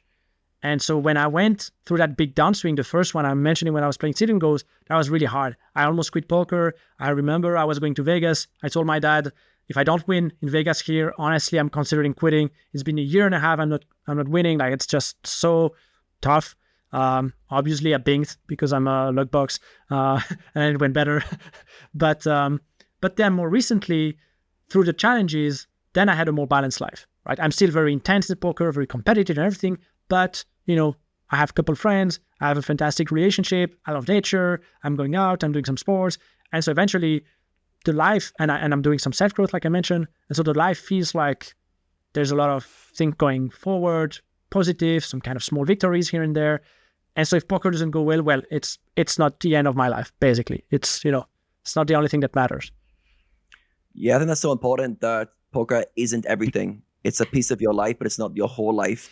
And I can relate to players who struggle the most. They're often the ones who are kind of the most ambitious. They want to get the finish line the quickest, but poker is everything. And then when they're losing, like, they really struggle to think that their life isn't falling apart because poker is their life. So I think it's really important to have that kind of balance of other things you're pursuing, whether it's health goals, fitness goals, learning things outside of poker, having friends and family who you can connect with, so your life feels more balanced, that you're not all in on poker. You are all in on poker, but you're not the only thing. So when things aren't bad, you've got other things to fall back on. For me, it was always the gym, fitness, and personal development as well was things I was always pursuing outside of poker, which helped me feel like during downswings, I was still progressing in certain areas and still a human that had some value in the world rather than just a loser who couldn't win the game. So I want to take this conversation into the power of the mind. I know you've done some interesting tweets on these topics, and we had listened to a podcast of you speaking on this as well. And you mentioned something powerful in terms of we are just programs that run in the background. And you also touched on creating your own character. And I so resonate with this. I think a lot about identity and the person we're showing up as and how malleable that is. But most people don't take conscious control of that process. So for you, when it comes to the programs running in the background and creating your character, how have you approached that for yourself? I think the most important word I think you said is conscious, where when you gain the consciousness that you can define who you are, how you act, how you interact with people, how you deal with challenges, you can actually decide. You can write on paper how you want to be ideally, and it's not going to be by tomorrow morning. But if you do a few practices here and there, 6 months, 12 months, 2 years, 5 years, I don't know, but it's only a decision eventually. So you can really become this Zen, happy, intuition-guided beast. Like, it's really just a decision. And so when I gained consciousness of that, I was like, okay, that's the game changer, right? That's I can really decide everything in my life. if I want to be a billionaire, that's just a decision. It might take me 40 years, but it's just a decision eventually, right? So yeah, that was that consciousness of just choosing what kind of life I want to live. And more recently, I think I'm deviating from the question. I don't even remember your question. But more recently, I discovered that is also true in the emotional life, in the relationships, in the intellectual life, in so many things. You just have to decide what kind of life you want to live, and then implementing strategies one after another. Whether they are super small steps, 3 minutes in the morning, journaling, like really small stuff, setting intentions before you go to a room with somebody, small things. But eventually you can decide everything, and you can have the perfect, super happy life, super mindset that you want to have. Yes, 100% agree with this. It's so powerful when you realize this is true. And you can debate whether it's true or not, but in my opinion, it gets hard to debate when you actually start to live it. And the way I like to think about it is you've got a version of you now who's shown up. So all your character traits, your identity, and we become very attached to it. We become very fixed with that identity. This is me. This is what I'm good at. This is what I'm not good at. And then let's say what you did, you wrote down a list of who I want to be. I want to be a billionaire. I want to be a great poker player. It doesn't feel like us. There's a disconnect between all these things we want to be and who we currently are. So we need to learn to bridge that gap, but also start showing up as that new version as soon as possible. And I think it comes down as well, as you're talking about intuition, like confidence. We need confidence that we can make changes, that we can become a different version of ourselves. And for some people who struggle, who are like very fixed identity, haven't made many changes, they lack that confidence in themselves. They go, I'm going to get in great shape, and then they skip the first gym session, or I'm going to lose weight, and they binge eat that night, and they haven't got a confidence in themselves. So I think what you touched on there was importance, that kind of small steps. Like, what could I do now to step closer towards that? So you've almost got, this is me, the current version. This is who I want to be. And these are all the steps in between. There might be 1,000 steps to get to that version of me, but these are some of the action items I can take. And then getting very practical, going, all right, that version of me, what can I do today to take one more step closer? And then over time, you start to build repetition. Exactly, one step. And everything's just one step. Like, what else can you take? You can't take 2 steps. You can only take 1, and then the second one. So don't jump too many steps ahead. And I think that is where people often get lost in this. They almost have the ideal version and then who they are. Actually, I want to touch on this with you because I've experienced some conflict here as well. When I've tried to make too much growth too quickly, I've almost been like, right, I've got my pen and paper. I know who I want to be. That's go to work. And then I felt this disconnect of, God, I'm so far from this. This is miles away. And then I feel the pull of my old tendencies just going, just do what you've always done, Adam. Just don't worry about that. That's another thing. So for you, how have you experienced that yourself, or how have you overcame those gaps in where you are now and where you want to be? Yeah, I think it's very natural. Change is one of the big threats for the human mind, from a survival point of view. And so I think change is hard for most people, for 99% of the people. I'm one of them. And so when I see, for example, I can improve a lot in maybe relationship. I see what kind of ideal relationship I would like to have, and what kind of partner I would like to be. This is the ideal version. I'm there. I'm over there, like the back of the room. Okay, that's scary. Like, that's really scary. I have to change so much. Like, that's even like not even scary. It's like my ego takes a bit of a hit. I'm like, wait, I'm so far from my ideal. But like you mentioned, eventually not everything needs to happen at once. And just gaining consciousness of that, maybe the next day I'm going to feel better. I'm going to, hey, that's a good first step, gaining the consciousness. Now, if I just take one small step every Saturday when I have time, and I dedicate 1 hour to that, in 52 sessions, I'm going to be, 52 steps. That's a lot of 1 hour. So it made me think of a quote that says, be patient with your big goals and impatient with small actions. And so if you have a big goal like that, it takes patience. It's going to take years maybe to get to your ideal. Maybe never, because you can maybe always improve. But being patient with the small action you can do, like you mentioned, just put 1 foot in the gym.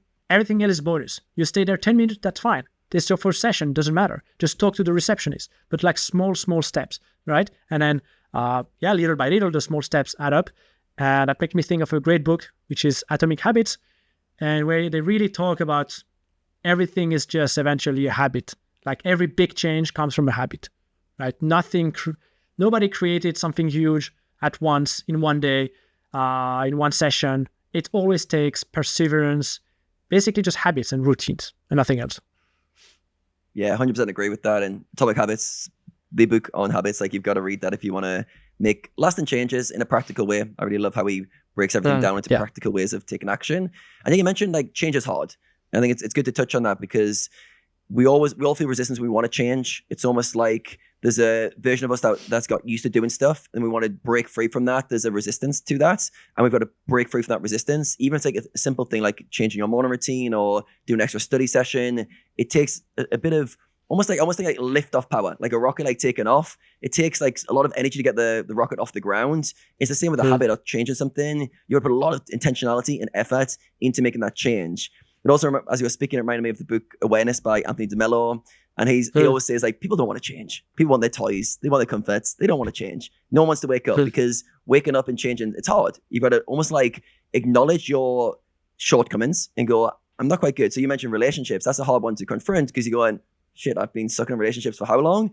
And now you feel like this, like almost like threatens. And now you've got to acknowledge that before you can take that next step forwards. So I think that alongside this, there's an element of accepting where you're currently at as you take that next step. So I feel like some of my mistakes in personal growth were where I was trying to make changes to cover over a lack. I didn't feel good, so I'd want to move to that next goal to overcome that.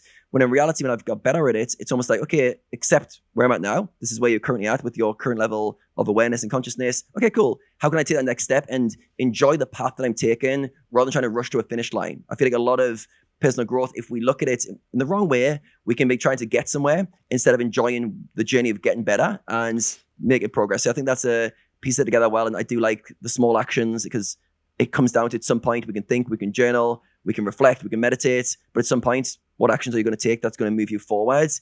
And then just a final thing on this one, just acknowledging that you're not going to be perfect. So like, you set goals, you set changes. There's an element of change which is messy, where you're going to go back to your old patterns somewhat frequently, and it's going to feel like I failed. And I think some people really struggle with this. I personally don't, because I was like, all right, you fell over, get back up. You fell over, get back up. But some people are like, I fell over again. I didn't do what I said I was going to do. I'm a loser. I suck. I can't make changes. Adam and Thomas told me to make changes, and here I go again. It doesn't work for me. I always suck. This is me again. So I think not getting caught up in those narratives and realizing like you can always go again. And just, I know it's challenging for people who struggle with this to override that, but just realizing, look, it's over time you could build momentum, you'll build confidence in yourself, find a change that you can make, and then just build that change into your life with a repetition till that becomes your kind of sample size. I made that one change. I got up 30 minutes earlier. Cool, that's your win. And then from there you can build more and more. So I just want to touch on that just for some people who might struggle with the initial changes that they want to make. I'm curious. Yeah, for sure. I'm curious. I'm gonna ask both of you guys, because obviously we're all interested, right, in trying to be the best version we can be. We're all striving towards becoming better. Do you guys ever feel like, or do you have phases where it can feel very overwhelming as well? Like I have moments where it can be very motivating if I learn about, for example, these things that you said. I realized I showed up as a partner in the wrong way. On one side, I'm like, cool, I now know what to do. But sometimes on the other side, it's like, okay, let's say, for example, we have this podcast. You're a poker player. You have to be better. In my case, I have a daughter. I have to try to be the best dad I can be. I have to be a better partner. Does it sometimes feel overwhelming? Like I said, when I feel good about myself and have energy, it can feel very motivating. But sometimes it can also feel very overwhelming. I don't know if you guys ever experienced that. Maybe some of our audience can relate. Do you have any tips in this regard? I can say I've 100% experienced that. And I would say it's related, levels of energy I think are a really big deal. Take 3 days off, spend them in bed sleeping, and then the fourth day you, first hour in the morning, fresh, tackle those topics. And you're going to feel like Superman. You're going to feel like, oh my God, I want to take so many steps today, right? But then do that at 2 a.m. after 12 hours of work and coaching and podcast, and you're like so exhausted that your mind is like, oh my God, that is terrible. I really don't want to do that. I can relate to that for sure. Yeah, me too. And I feel like we all have that kind of struggle of trying to make changes, but then not trying to overwhelm ourselves. We live in a world of just crazy information, crazy amount of exciting stuff, but also it can feel very overwhelming. I need to do all this stuff. I need to read this book, listen to this podcast, and work on 30 different areas of my life. Oh my God, this is going to be hard. See, I think always like simplify them, like bring it back to what step can I take? Every time I feel overwhelmed, it's always I'm trying to do too much. Things are too complicated. Just bring it back to basics. And also, like, sometimes what I do now is learn to just accept where I'm at. And I think this is a big part of it, because the overwhelm comes from you wanting to be in the future. You want it to be in the Not end being result enough. of making the changes. Yeah. What's wrong with now? Now is good. Okay, maybe you're not as good as relationships as you want to be. Maybe your poker career sucks right now because your results are bad. Cool, accept that. Be where you're at, a bit more present. And I feel like from there, you can always take the next step. So if you simplify to accept the moment that you're in, and then what's the next step I need to take? And then watch the mind go, yeah, but that's not going to do it because you need these other 50 steps. And okay, nice one, mind. Watch that. Observe the mind do all that. Where are you now? Back to the current moment. And as Thomas was saying, like, meditation in these small moments, getting back in tune with the body, being more present, that really helps, because the mind will think about the future a lot. It will feel overwhelming at times, and just bring it back to this current moment. And when you think about life, like, what have we got? The moment we're in to take an action, and that's it. And sometimes it's a good action, sometimes it's a bad one, and don't let the mind create a narrative there. Yeah, and empathy as well, right? Towards yourself, and the fact that you cannot do it all, like you said. So there's one, like, strategical side, right? To kind of chunk it down and don't make it too hard for yourself, basically, to succeed, which is very demotivating and very overwhelming. I thought the top point that Thomas made was very good as well, because if you feel energetic, right? So it comes back to, like, your basic habits, right? If you sleep properly, if you eat properly, if you exercise properly, you feel better, you have more energy, and therefore things feel easier, right?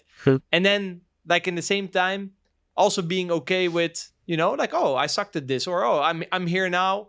Because sometimes it can feel like if you only look at there, and then you reflect on yourself right now, and you only look at all the ideal versions, like, oh, I suck pretty bad, right? But it's like if that narrative, due to low energy, I think that's usually then the cause. If your energy then is low, then that narrative can start to live its own voice, right? And then you can really kind of talk yourself down, or at least I've had phases where I definitely experienced that, where I was just so focused on everything that I'm doing wrong, everything that I should optimize, combined with low energy, and then feeling overwhelmed due to having a poor strategy, doing too much things in the same time. And then you're left kind of feeling like, oh, I'm actually sort of a loser, if you understand what I mean. But I think you guys both use the word narrative and self-talk, and I think it's a really important topic. And again, I think that there, like many areas, there are just tools that we can learn. We can just basically get coached in a way. We can get better, like we can get better at anything. And we can get better at self-talk and narratives as well. And, having those negative self-talks, I think that happens to a lot of people nowadays. It's extremely limiting, both on the short and the long run. And at the same time, there are many tools that are accessible to anyone who wants to hear about them, to start to work on that, right? And you can learn a couple tools, and then you just a little bit have to discipline yourself to use those tools, right? If you catch yourself thinking something negative about yourself, if you catch it, then the next step is discipline. Is that, do you want to keep doing it because that's a comfort zone, because you want to feel pity by yourself, you want somebody to pity you? There's so many reasons we can keep doing it. But once you caught it, like, it's a choice. And sometimes it's hard to say, hey, never say that ever again. It's like, it feels uncomfortable. You can do anything, even if it takes time, even if it takes reps, even if, it's going to be hard, you can do anything. It's just about small steps. Like Adam told me, it's just about self-love, and then honestly, just using those tools, in making yourself talk better, I feel like you can resolve a lot of these, limitations, basically. And you can end up accepting that, okay, I don't have to be perfect, but eventually I can do anything I want. And that's a good self-talk compared to, I'm a loser. You can never tell that to yourself. That can never exist in your mind. And if it does, and you catch it, that's okay. Accept it, apologize to yourself. You don't have to hold grudge or anything. Tell yourself you love you, but tell yourself, hey bro, that's not true. Even if it takes discipline, even if you feel silly to say it in the mirror, I do believe it's really important. Yeah, I want to touch more on this as well. So it feels like it starts with awareness to spot the kind of thought patterns that we're having.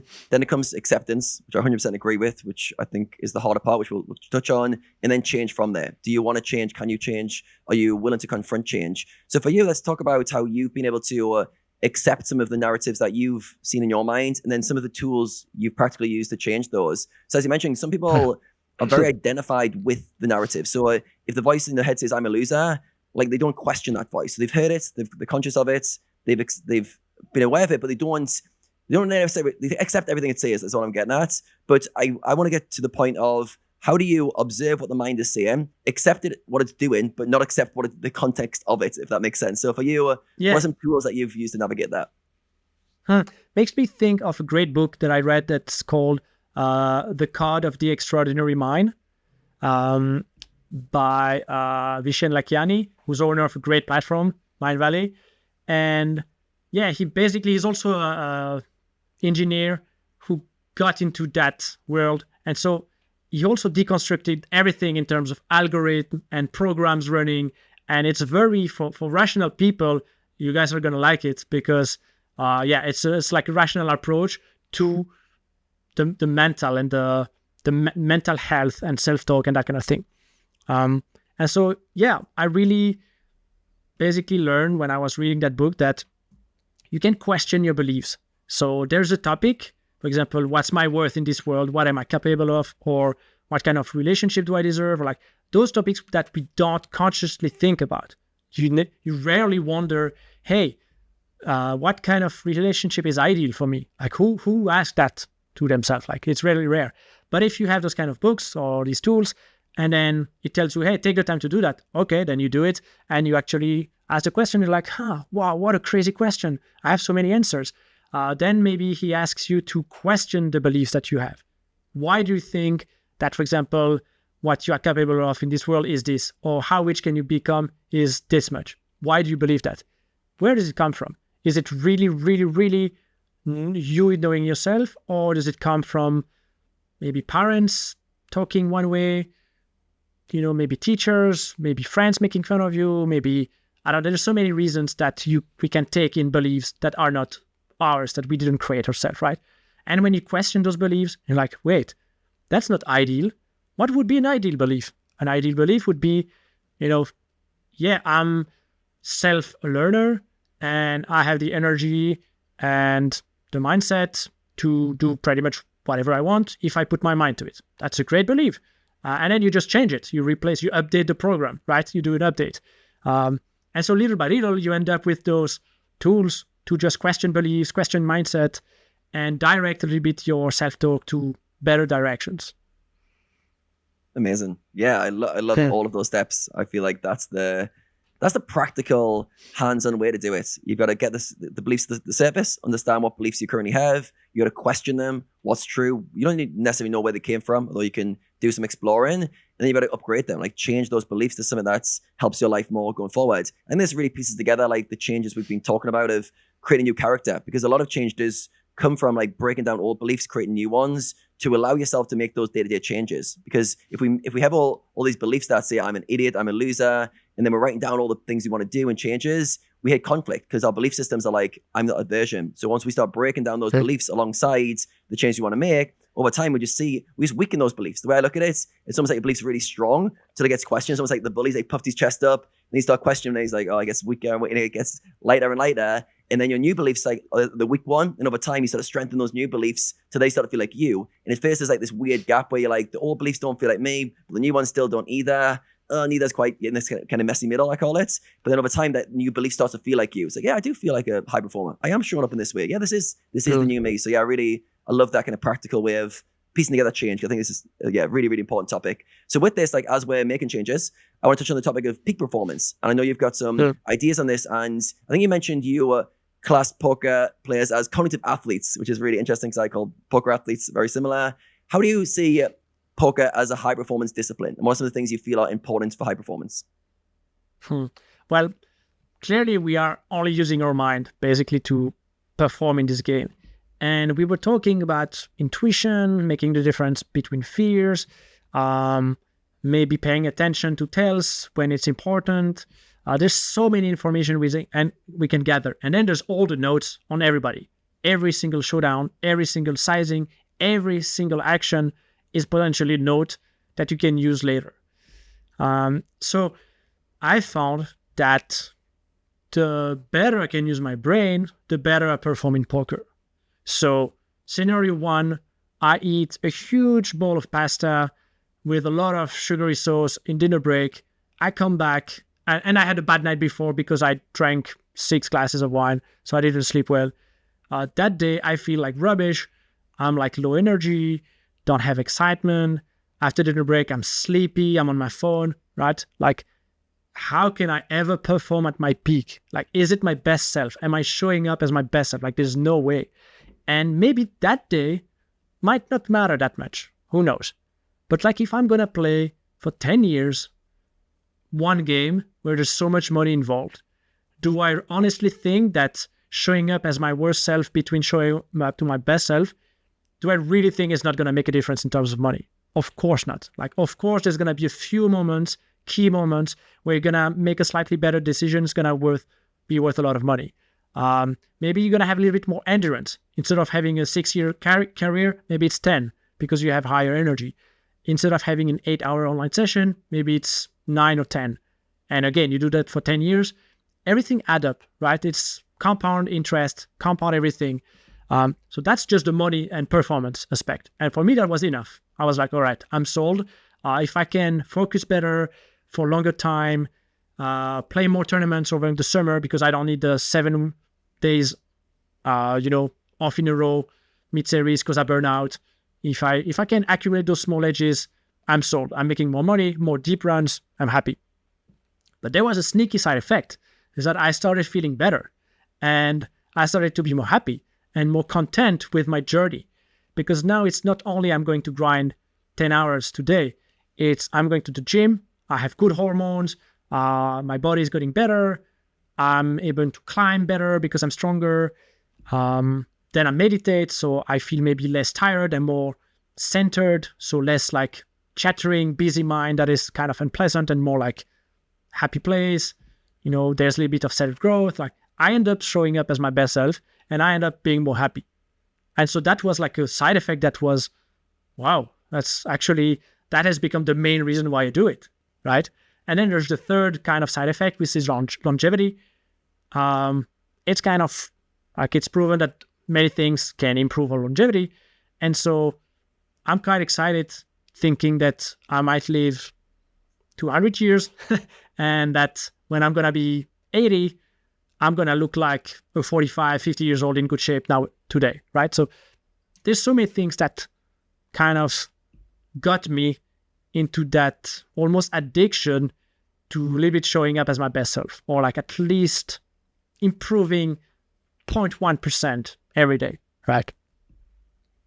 Yeah, I love all that. And I think, as you mentioned there as well, it's almost like the brain and body are one. Like, we can try and separate them as, I'm a poker player and I only think with my mind. Like, you're living in a body, and the whole body is an energy system that's interacting. And once we start to understand that, we're like, okay, well, what does the body need to perform at a high level? And I really love it, because I think the way you went through that process, I think most poker players will relate to the performance motive goals first. They go, right, I want to perform well. What do I need to do? It's much easier to motivate a poker player to change if they're going to get better focus, better win rates, than it is for longevity, or even to look good. Maybe some guys will be like, yes, I want to have the 6-pack. But most players like, I want to perform well. And I think a lot of players for a long time neglected the body. Someone's like, oh yeah, I feel like shit. I do all these long sessions. I have energy drinks and I crash after, but I'm doing well at poker. And it's almost like my health sucks, but poker's going well. And I obviously you can have success like with an unhealthy lifestyle, but over time you start to realize like you're almost like pushing upstream. You're going against the currents because you're working against your body, and you're making yourself do stuff over and over. And very often you'll have a short career, you'll burn out quicker, and you won't perform as well as you could have if you prioritize health and performance. And then it makes me think about, okay, well, what really matters? And it's almost like for performance as a poker player, it's almost like you need to be a generalist. It's like generalist and specialist. Like, you don't need to be an athlete with the 6-pack and the muscles, but you need to be a generalist of the body. Like, you need to understand exercise, nutrition. You need to understand the basics of how to fuel the energy system of the body. So I can compete and do high level poker. You don't necessarily need to do the marathons or be in the gym for an hour every day, because that doesn't necessarily, that's too specialist for what you need. But there's general principles and kind of heuristics of exercise and performance that will 100% improve your performance. And then, as you mentioned, you end up getting to the end point where you feel better. And that's just like, everyone wants to feel good. Everyone wants to be happy. That's like kind of the end point for everyone to some degree. And when you realize, okay, I can actually, these don't need to compete with each other. Because I think most poker players who struggle with health and performance, they kind of make poker compete with health. Like, oh, I haven't got time. I haven't got time to eat healthy. I haven't got time to go to the gym. Say, okay, so now you've had separate categories where I either be healthy and feel good, or I do well in poker. And now it's like, which one do I choose? I'll do well in poker. I'll do the health stuff later. And I think that the way you described it, at some point they start to overlap, and then they become the same thing. And feeling good, performing good, being my best version, it's one thing. So I feel the same way. I don't think about performance and then health as separate. It's like, it's the same thing. If I want to be my best self, I've got to look after myself. There's no way I can perform at a high level in anything I do if I'm not looking after myself. So then they become intertwined, and now it becomes easy. Because now you're like, okay, well, I want to perform well and be the best version. What should I do? So they had to bring it practically for you. What are some of the things that you do on a day-to-day basis? What are some of the performance things that you find very important? And maybe walk us through a day in the life if you're at the World Series or go through WCUP prep that feels good for you. Yeah. By the way, I want to add one last thing to what you were saying, is that I think we are really good at thinking short term, but really bad at thinking long term. And there might be a week or a month or 6 months in your poker career where, spending a little bit less time on your fitness and health and everything might make you, 1 more K or 3K or whatever, like a 0.1% more EV somehow. And that might be possible. But what we are not good at is thinking, what if I play like for 5 years and 10 years? What are the consequences of not feeling so happy or not so energetic? Or, we don't know. It's just too big for us to comprehend the consequences.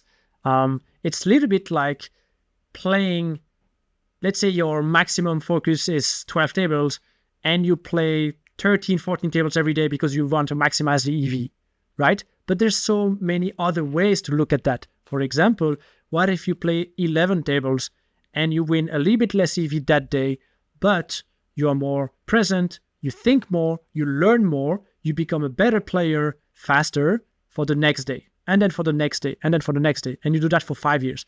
Who do you think is the best poker player after 5 years? The guy who played 14 tables and like 2 tables over his cap, or the guy who played 1 table lower, just so he could think every decision and learn, right? And so maybe the 14 tables guy is going to start making a little bit more EV in the beginning, but it's going to be a straight line, super linear. And the guy who plays less table is going to be a little bit less EV in the beginning, but it's going to be exponential because it's going to end up playing high stakes, tritons, whatever, right? And it's a little bit the same with health. It's really hard to imagine the consequences of not having good health and a good sleep and a good nutrition and everything on the long run. We don't know what it could cost us, but what is sure is that right now it's not going to cost a lot. It might cost you $5 per day, $40 per day, I don't know, to maximize your health. But long term, the consequences can be like gigantic. Right. So a day in my life, let's say for me, the most important routines, they're going to be, okay, nutrition is something I really care about, especially when I play. So I think we all have different, metabolism and things work for some and not for others. For me, I pay a lot of attention to not intake any sugar, artificial sugar. Basically have a really low carb diet, high in nutrients, high in veggies, high in good oils and nuts and stuff. Lots of energy, lots of good nutrients, but not a lot of carbs and sugars that, impact my insulin and I go on a roller coaster and I'm tired and excited and tired and excited. So that's one thing I pay attention to. But then I would say sport is probably the biggest. I feel like every time I have a good gym session, I have a high energy for the rest of the day. It's like 95% efficiency. This time in Vegas last summer, I had a personal coach and I pushed myself more at the gym than any other years. And across the 7 weeks, I had a really long summer because I played so many days, 13 hours a day, busting at the bubble many times in a row. Like, it was a really mentally challenging summer. But my physical energy was the highest I've ever had. Like, honestly, I went on for 7 weeks, few days off here and there, maybe 5 across the 7 weeks, max intensity, high energy, no problem. And I'm pretty sure that's combination of workout and nutrition. Meditation is quite important for me. I don't spend a lot of time meditating, but just like 5 minutes before session kind of centers me a little bit, remind me, how to approach the session. What's the objective? The objective is to play my best game, be in my intuition, like just centers me, quiets the mind, rest my mind so I have more stamina. Meditation, workout. And then there's a few other things I like to do, but it's not every day, like cold exposure.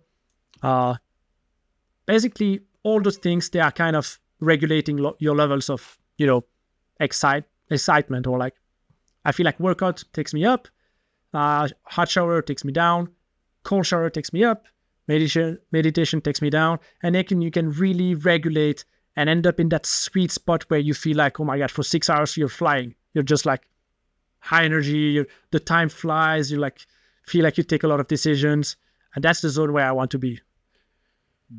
I like how you touched on there as well, how some things are getting you higher and some things are like bring you down a little bit. And I feel like the mistake people often make is they want to be high all the time. And they're in a bit of a lull moment. They're like, caffeine, I need more stimulus. I need to do something else. And they try to ride that high for too long and realizing the body doesn't work that way. We have a nervous system that likes to be highly excited or highly activated and then come down to recover. And even I really like those little meditation breaks you take, because that's conscious going, right, I've been really stimulated, high energy. Okay, I need to bring my nervous system down to allow for some recovery. Because, okay, ideally we could just stay high all the time, and maybe that would be for performance, we'd like that. But in reality, that doesn't work. So we need to look at our days and go, right, where do I create some downtime? Which activities am I currently doing that are activating me? And which activities am I doing that are lowering activation? And then trying to get that balance for yourself so you feel like you're recovering well. Because I know for myself, for example, I used to push activation too hard. So I used to do too much. And on my off days when I had to recover, like ice bath, but I used to do like ice bath for a long time, then sauna for a long time, then back and forth between them. And then I used to be like, I'm burning out here. What's going on? And I realized even when I was trying to recover, I was just pushing the activation too high. It's like, no, you should be lowering the activation on these days. So just understanding for yourself in certain times of your days, weeks, what are you trying to achieve, and trying to find those balance points where you have time in nature, you have time to calm yourself down to go alongside the high intensity stuff. I think for poker players, it's more important because poker by default is going to be highly activated. I have a friend who played one of the scoops, and he got the final table of a big event, and he had a whoop tracker on his wrist the whole time, and he showed me the data from it, and it was terrifying. So the whoop has stress levels, and it has low, medium, and high. I have high maybe 20 minutes a day, 30 minutes, and that's generally heavy squats, heavy deadlifts. He had 10 hours straight of high in high stress, like chronic stress, like just bouncing around this high one. He was really burnt out after the tournament finished. But yeah, it just got me to think, oh wow, like the nervous system and how much activated we are during poker for a lot of people is super high, especially if you play into MTTs or final tables and things like that. So acknowledging that and go, right, well, I need to fit in some recovery. I'm not a machine. Like I need to have some downtime so I can actually perform at a high level. It's understand that oscillation between high performance and then recovery and trying to find that balance. I know recovery can be a boring topic, but it is something you've got to consider. If you want to be a high performer, recovery needs to be like really front of mind. Like you can only perform as well as you can recover from. Because over time, you think about a gym workout, if you work out every day, but like you're not recovering, very quickly the performance just drops through the floor. So you can push as hard as you want and keep trying to go, but now recovery is the ceiling almost of how far you can go with it. So I really like that you touched on that kind of increasing and decreasing. So I really think about it the same way in terms of the nervous system, how if you want to perform, we've got to fit in and make time, in all honesty, for downtime to recover to lower that response. Yeah, for sure. And eventually it's not even sacrificing time, because you're going to be 3% more intense, 4% more focused, 5% more this and that, and then you're gonna just use better your time, right? And so the hours you are actually gonna be productive, if you do all those things right, are gonna be much more productive. And then eventually, even if you are 5% less productive, you're still gonna feel much better. And so if your goal is to be the most productive person in the entire world, maybe you're going to have to be unhealthy. But for 99.9% of the people, like we said, where happiness is eventually the end goal, you're going to feel more happy. You're going to have 3% less money after 10 years.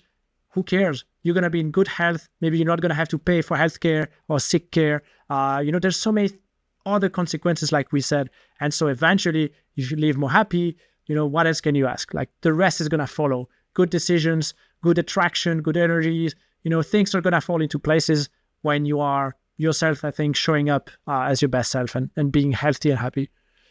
Love it. And yeah, as you mentioned, that ability to think a bit more long-term rather than like the moment-to-moment, day-to-day.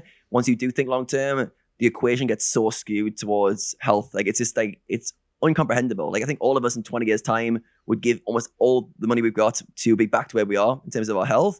And we kind of know that's true, but we're like, but we make all these weird decisions in the moments. But in reality, like health is going to be super important. Like in the future, we know that. And it's also it's important now. So once we link those together, I think it becomes very easy to make the changes or the decisions that you need to make to prioritize health. All right, Rene, for you, any routines you do on a regular basis that we haven't touched on that are powerful for you? I feel like also I wanted to add to that. I feel like if you go down the track of trying to optimize for performance, while initially it can be, to perform good at the poker tables, but then exactly what Thomas said, you just notice you start to feel better, you notice other areas of your life start to improve. At some point, you just get addicted to feeling good. Like you don't want to go back to feeling bad, Like nowadays, when my sleep is a bit is not great, it's like I feel bad. I don't want to feel bad. So therefore, I prefer to go to bed early. So I had a good night of sleep. Or when I eat bad food, I feel bad afterwards. So it's no longer a temptation as well, right? For example, with nutrition or exercise or all that type of stuff. When you, for example, you ask me about like routines, I don't even see these things anymore as routines, like nutrition, like taking in good nutrition, like what you said, Thomas, avoiding sugar, stuff like that. Yeah, I've been doing this probably for, 16 years. Like I don't think about it anymore. It's people say, oh, this is your diet. No other way. It's not a diet. What do you mean? It's just how I eat, Yeah, 100%. I think something that helps us to build good routines is to focus on how we feel right after that routine, right? And so you mentioned it, Rene, I completely agree. Food is the same for me. I've become so, into my own nutrition and what makes me feel good, then when I go to a restaurant or when I eat something that is not good for me, I feel so terrible after that. I'm like, man, that's not worth it. Like, man, I cannot wait to go home and eat my own food. And, we had a trip in Japan last year with my wife, and I went crazy. I went to taste all the food I wanted, all the ramen and all the, the curries and the sushis and everything.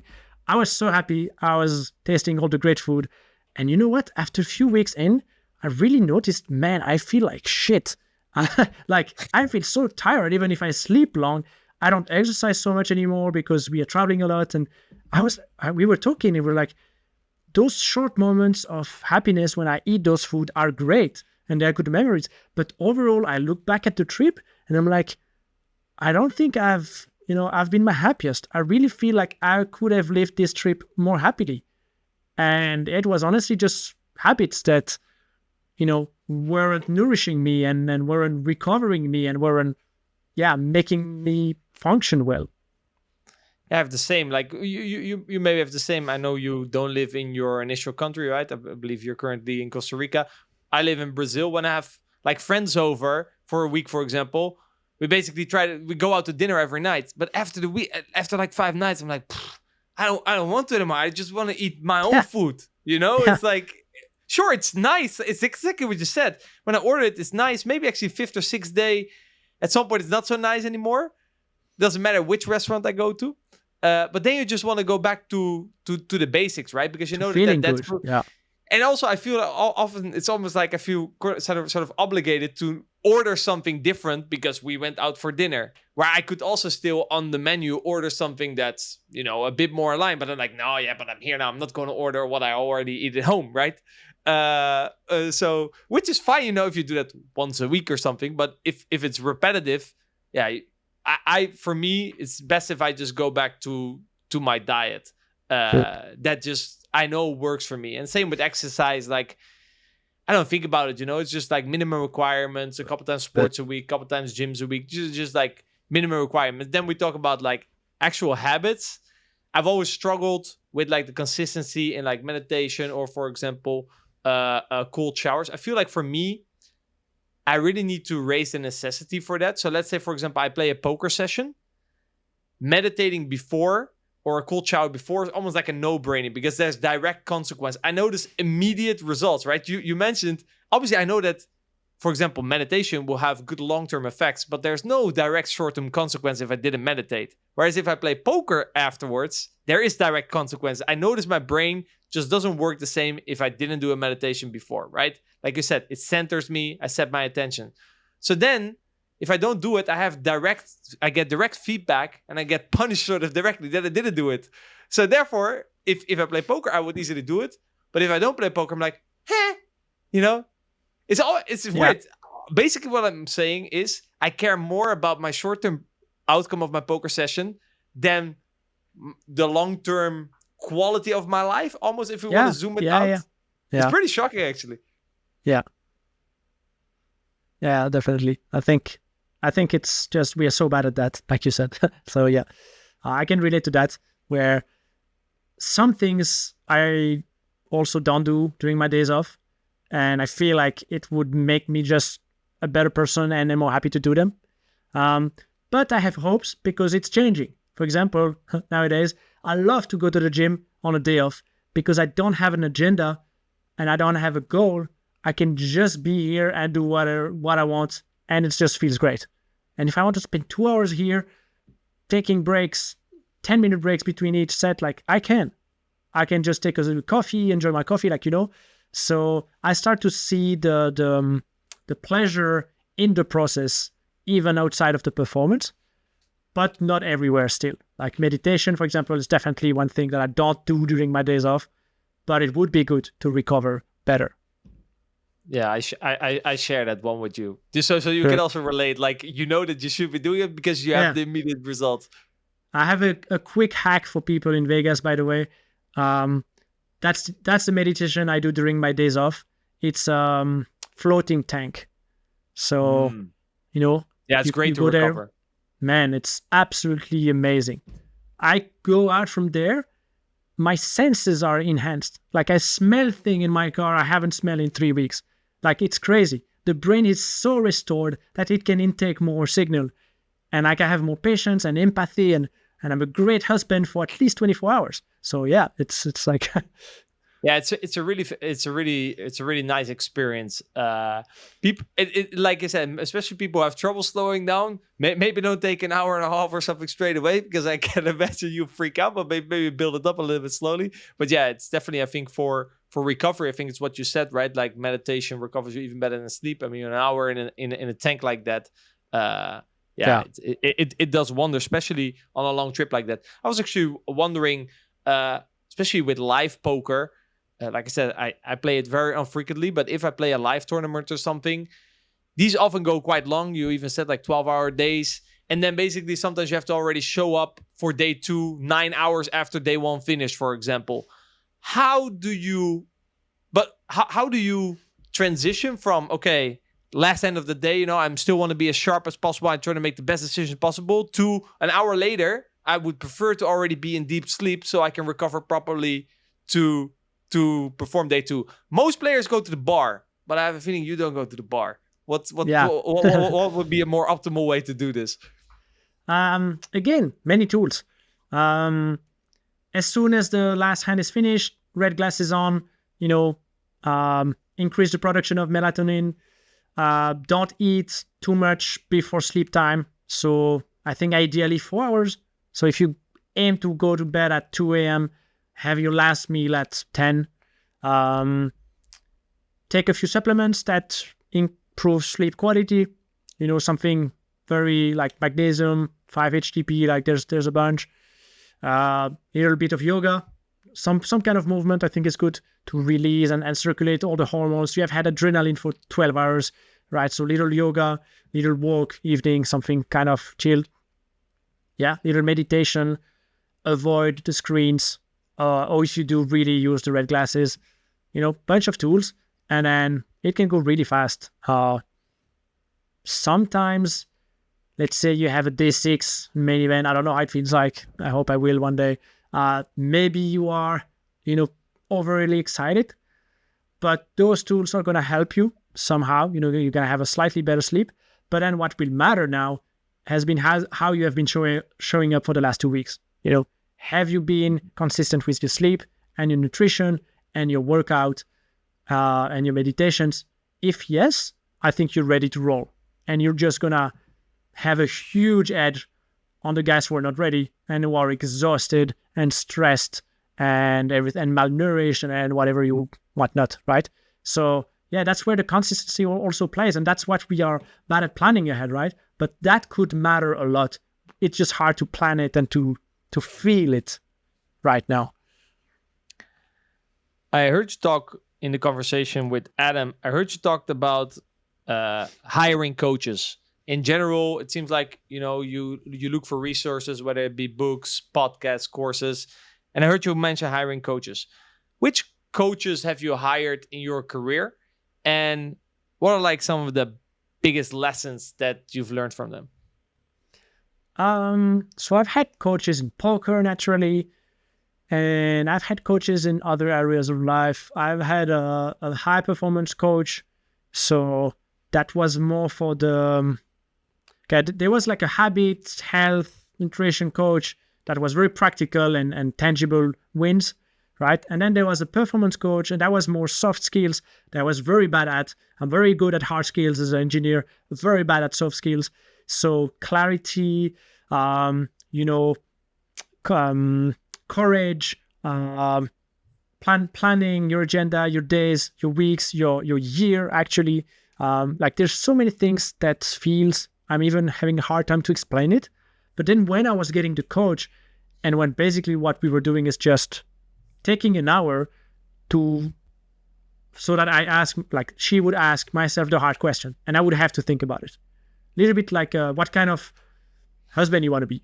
Like, who thinks about that? Nobody, right? But somebody that you paid tell you, okay, we're going to focus on that for 20 minutes, then you do it, right? And so, yeah, overall, any kind of coach I've had, I've always been so happy with the value.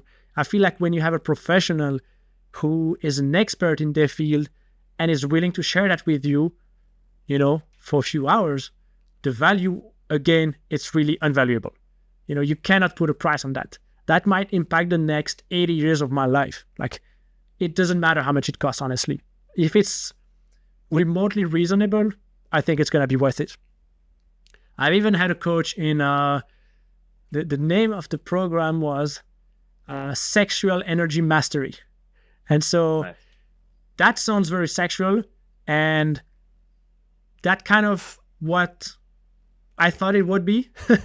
But then there was so much more around that. There was communication with your partner. There was communication with yourself, or listening to yourself, or being honest with yourself. There's so much more.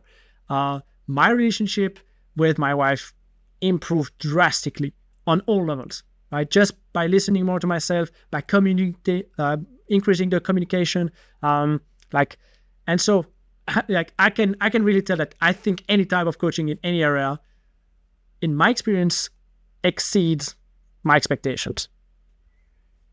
So I'm probably going to hire a lot of random coaches throughout my life. If you are a charlatan, you have a spot here. You can contact me, and I will give you action. It's funny because people's like in terms of marketing, right? You try to sell, kind of the dream outcome, right? So that course that you did, it kind of sold you the dream outcome, but then it taught you the tools how to get there, right? So the course itself is not necessarily only about the dream outcome. Like I said, it's about communication, because if there's less friction between you and your partner, and you communicate your needs more clearly, you'll both feel more satisfied, more loved, and therefore more open, and more connected, which will lead to better sexual chemistry, for example. Yeah, exactly. Or, and more happy and showing fulfilled. up in the right way to maintain the polarity in the relationship. 100%. All type of stuff. Yeah, 100%. Yeah. You mentioned that these coaches, you pay them to ask you usually the questions that you paid them because you sort of wanted to hear them, but at the same time, when the question is like, oh, they always ask this question that I didn't really want to think about. What is like the toughest question that they taught you to, or that they asked you to think about? I would say it usually comes in the areas of like, for example, what do you think you should be doing to improve your results, but you're not currently doing right now? What is something you could do to improve, the category we are talking about in the coaching, whatever it is? Can be poker, can be outside, but you're currently not doing, and why is that? And when you start to dig and you find the whys, and then sometimes you have to, again, the ego takes a hit, and it's like, okay, I'm not doing it because I'm scared of change, for example. Or I'm not doing it because I'm maybe afraid, slightly remotely afraid that people will not love me for who I am exactly and will judge me, right? And so those are the hard questions, but eventually when you find the answers, it's like you feel free. And also, when you go to face those deep fears that you don't look at, you actually realize they're not that scary. So what if somebody judges you? Then what? Like you're like, oh, wait, nothing has changed in my life. So that wasn't that bad, right? And so you kind of open some boxes and you thought it was a huge monster and then there's nothing. And like, oh, there's a small monster there and it flies away. That wasn't that bad, right? Yeah, we make it worse than I had. I did a coaching program, I think, end last year.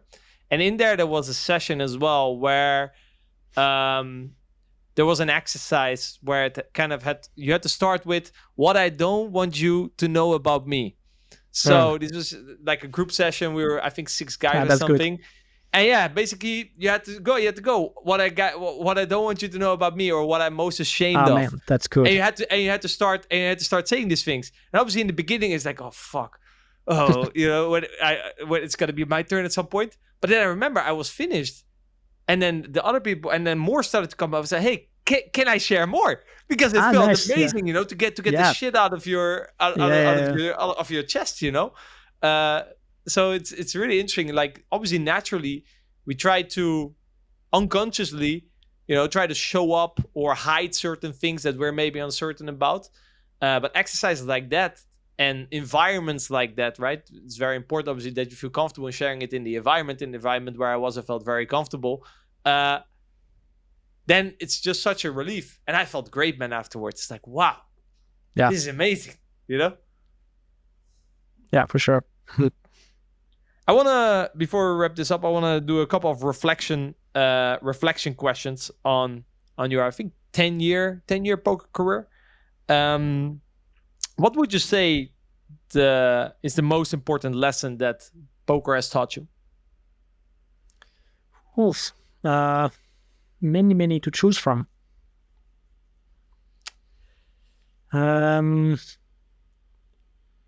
think I already had a strong belief about myself, so I'm not gonna pick that one. I think something I learned the hard way was that it's important to get out of your comfort zone if you want to succeed, and eventually if you want to be happy or the most happy you can be. It's important to get out of your comfort zone, to face change, to accept that it might be scary, but usually it's scary because, again, you don't really look at it. You just think it's there, like, oh my God, it's so scary. And then if you actually look at the process to go from here to there, it's like Adam said, it's just like 17 simple steps. Oh my God, that wasn't that bad. And I've had that a few times where when I was playing Seed and Ghost, for example, Pyre Solver came out. That was that terrible looking awful solver, super archaic, like horrible to look at, right? Looks really hard to manipulate and everything. And I was like, man, I don't want to do that. That feels hard. That honestly feels hard to download that program, start to play around, run everything by myself, put 200 hours to know how to play post-flop. And I didn't do it in the beginning. And yeah, what do you know? The best players that were crashing the high stakes at that time were doing it. And I wasn't one of them, right? Couple years later, I think it was, 6 max hypers became popular. So everybody was playing 6 max turbos on start. And then 6 max hypers became popular. And again, I was like, that's a different format. I'm going to have to relearn everything. I don't really want to face that change. Like I'm good now here in my zone, like, 6 max turbos. So I didn't do it right away. Again, the guys who went there first, started to learn first, became the best. Soon enough, 6 max turbos died. I was forced to go to 6 max hypers and I was late, right? And so a few times like that, I realized that my fear of change and going out of my comfort zone limited me and then really costed me. And I think going further, I know that better, but also I know, for example, after poker, I would like to have a career in business. I would like to play that game, creating business, that kind of stuff. And I already know that I'm going to be afraid of the change and going outside of the comfort zone. But at least I know that I have to go against that fear. I learned that. So now I just have to have the discipline to implement it. But I would say that's the most valuable lesson. What is an area you feel like you're currently too much in your comfort zone and you should probably step out of it? Nice question. I would say in poker, it's probably streamlining my coaching. I want to do more one-on-one. I think I would like to do more coaching without adding workload to my plate. And I think I can do that by being smart and rearranging some commitments, So there I could honestly just put a little bit of work and do more. And I think outside of poker, when I started that big, program that I mentioned to Jared, which is called Lifebook on Mind Valley, which is absolutely amazing. I really recommend anybody who's ready to do some self-growth to have a look at. And that's what I could do more now. I stopped for Triton, but the Triton excuse has expired for like 10 days. So now I really have to get back on. Yeah. Thanks.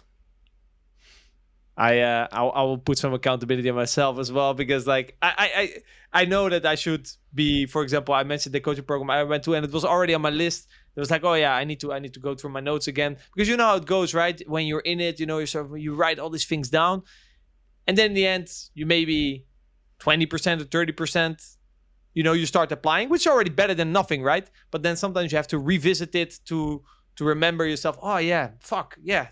At that moment when I was in that state, that became so obvious to me. But now, due to life happening and, I'm getting distracted, it doesn't come natural to me. So sometimes it's good to revisit your notes, right? Kind of what we talked about earlier, the playbook that we had for poker. Basically, after that coaching, I also made kind of a playbook of how I want to show up in my relationship, right? With my wife, with my daughter. Also, I'm now reflecting. Good. Also, what is something I should actually be doing, and that's definitely something as well. What about you, Adam? Nice. He can't hide. Yeah, damn. I thought I got away from this. Yes, I think for me, I'm going through a stage of putting more content out there in the non-poker world, let's call it, the real world, and being more vulnerable, share my experiences. So I recently started a blog. I've done 5 blog posts where I'm kind of sharing vulnerable experiences. I recently did a Vipassana retreat where I had to deal with a lot of emotions and vulnerable stuff. So I've started sharing my experience with that. I've wrote a blog on self-worth and challenges with self-worth. And yes, basically being able to share parts of myself, kind of what Rene said, the parts of yourself where you're like, I've kind of kept this a bit hidden, but I struggle with these in certain times, and kind of taken off the role of the coach for a while to just share my experiences. So I'm currently on that journey, so I'm quite happy I've taken steps like towards that the last few months, but just continue that momentum and then not getting sidetracked and going, yeah, I've done that and I'm back into my lane now. I want to keep being able to share things authentically. And yeah, sometimes that's going to be uncomfortable because a lot of the stuff I'm sharing is not from a place of wisdom, but a place of experience of this is what I went through. Hope it helps for somebody else. So yeah, that's kind of where I'm looking at it. Nice. Do you feel like it also gets harder as you're a coach, especially, you might say things to, or, we sometimes say things here on this podcast that we think is important, but then next day, I go out and do something completely different myself. Do you feel like there's an extra sort of hurdle in being open and sharing stuff like that because of kind of the sort of example role that you have, right? I think there is, but I think it's all just a construct in your head. And you put on a role of, I'm the coach, I need the answers. And you play that role. You play it so well, you're like, that's my role. And you think taking a backseat of being more vulnerable would be a downside because people expect something else from you. I'm making the assumption that my intuition is telling me that is a false belief and that actually being more vulnerable will connect with more people. And anyone who it doesn't connect with because you didn't sound clever or know the answers, that's okay. I'll lose those people. So yeah, I think it definitely is harder from the mindset of a role. But once you put that role down, and for me, I've had to give myself permission to put the role down. Even as I'm writing, my kind of way of teaching is always action items. This is what you need to do. This is how you get past this. And I'm like, I almost like go to write that section in my blog. And I'm like, no action items today. Just end on the reflection. It's like almost like the audience hasn't had the action items. What are they going to do with this information? So yeah, just giving yourself permission to share things. And for me, it's putting down the role so I can explore different things. That's good. I definitely feel like if you put yourself out there vulnerable and you're authentic, I definitely feel like it gets, you have better connection. And like the people that you lose were probably not the people you were interested in anyway. I remember I got some feedback once on our coaching, and then one student said, what I like about the wacko is that if he doesn't know, he just says he doesn't know. Instead of trying to invent things, right? There's many times, hey guys, I don't know. Maybe anyone else can jump in, right? And he said that like as a point, and I was like, oh, wait, this is not normal, right? Do people not say that they don't know, or like I cannot know at all, right? It's hard to say you don't know, especially as you're the coach. Someone asks you the question, it's like, well, should I know? Should I make something up?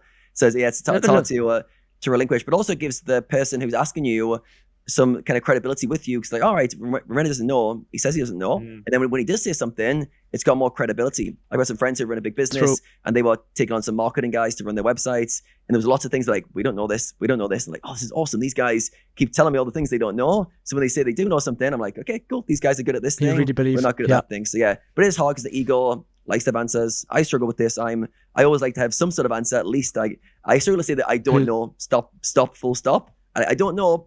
But, and then I'll try to dig my way out of it. So yeah, I can relate to that, but I think it's a good trait to have. I have some rapid fire questions. So the way this is going to work, I'm going to ask you the question. I want you to answer as short as possible and the first thing that comes to mind.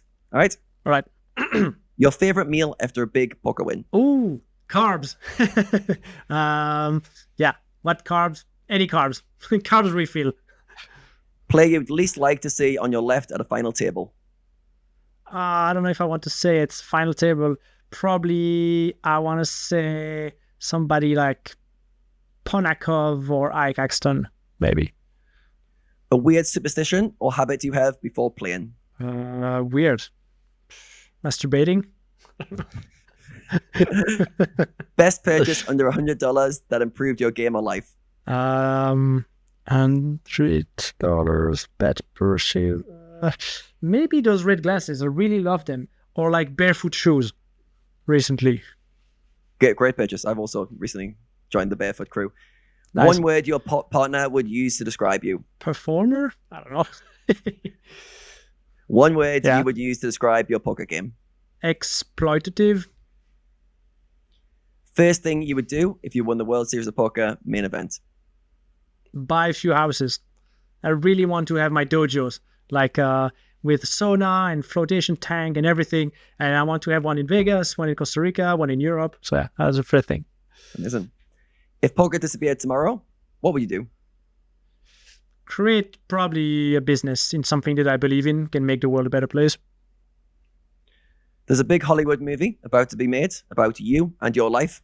Who's playing you? I'm really bad at actors. I have no idea. Play yourself. I'm too bad at it. Yeah. Maybe Ryan Gosling. I'm gonna be humble here. Yeah, it's a Hollywood movie. Pick an A-list star. Yeah. That's good. Yeah. All right, that's a rapid fire I like over. his humor. Rapid fire's over. Just 2 more quick questions from me. What are you most proud of in your poker career?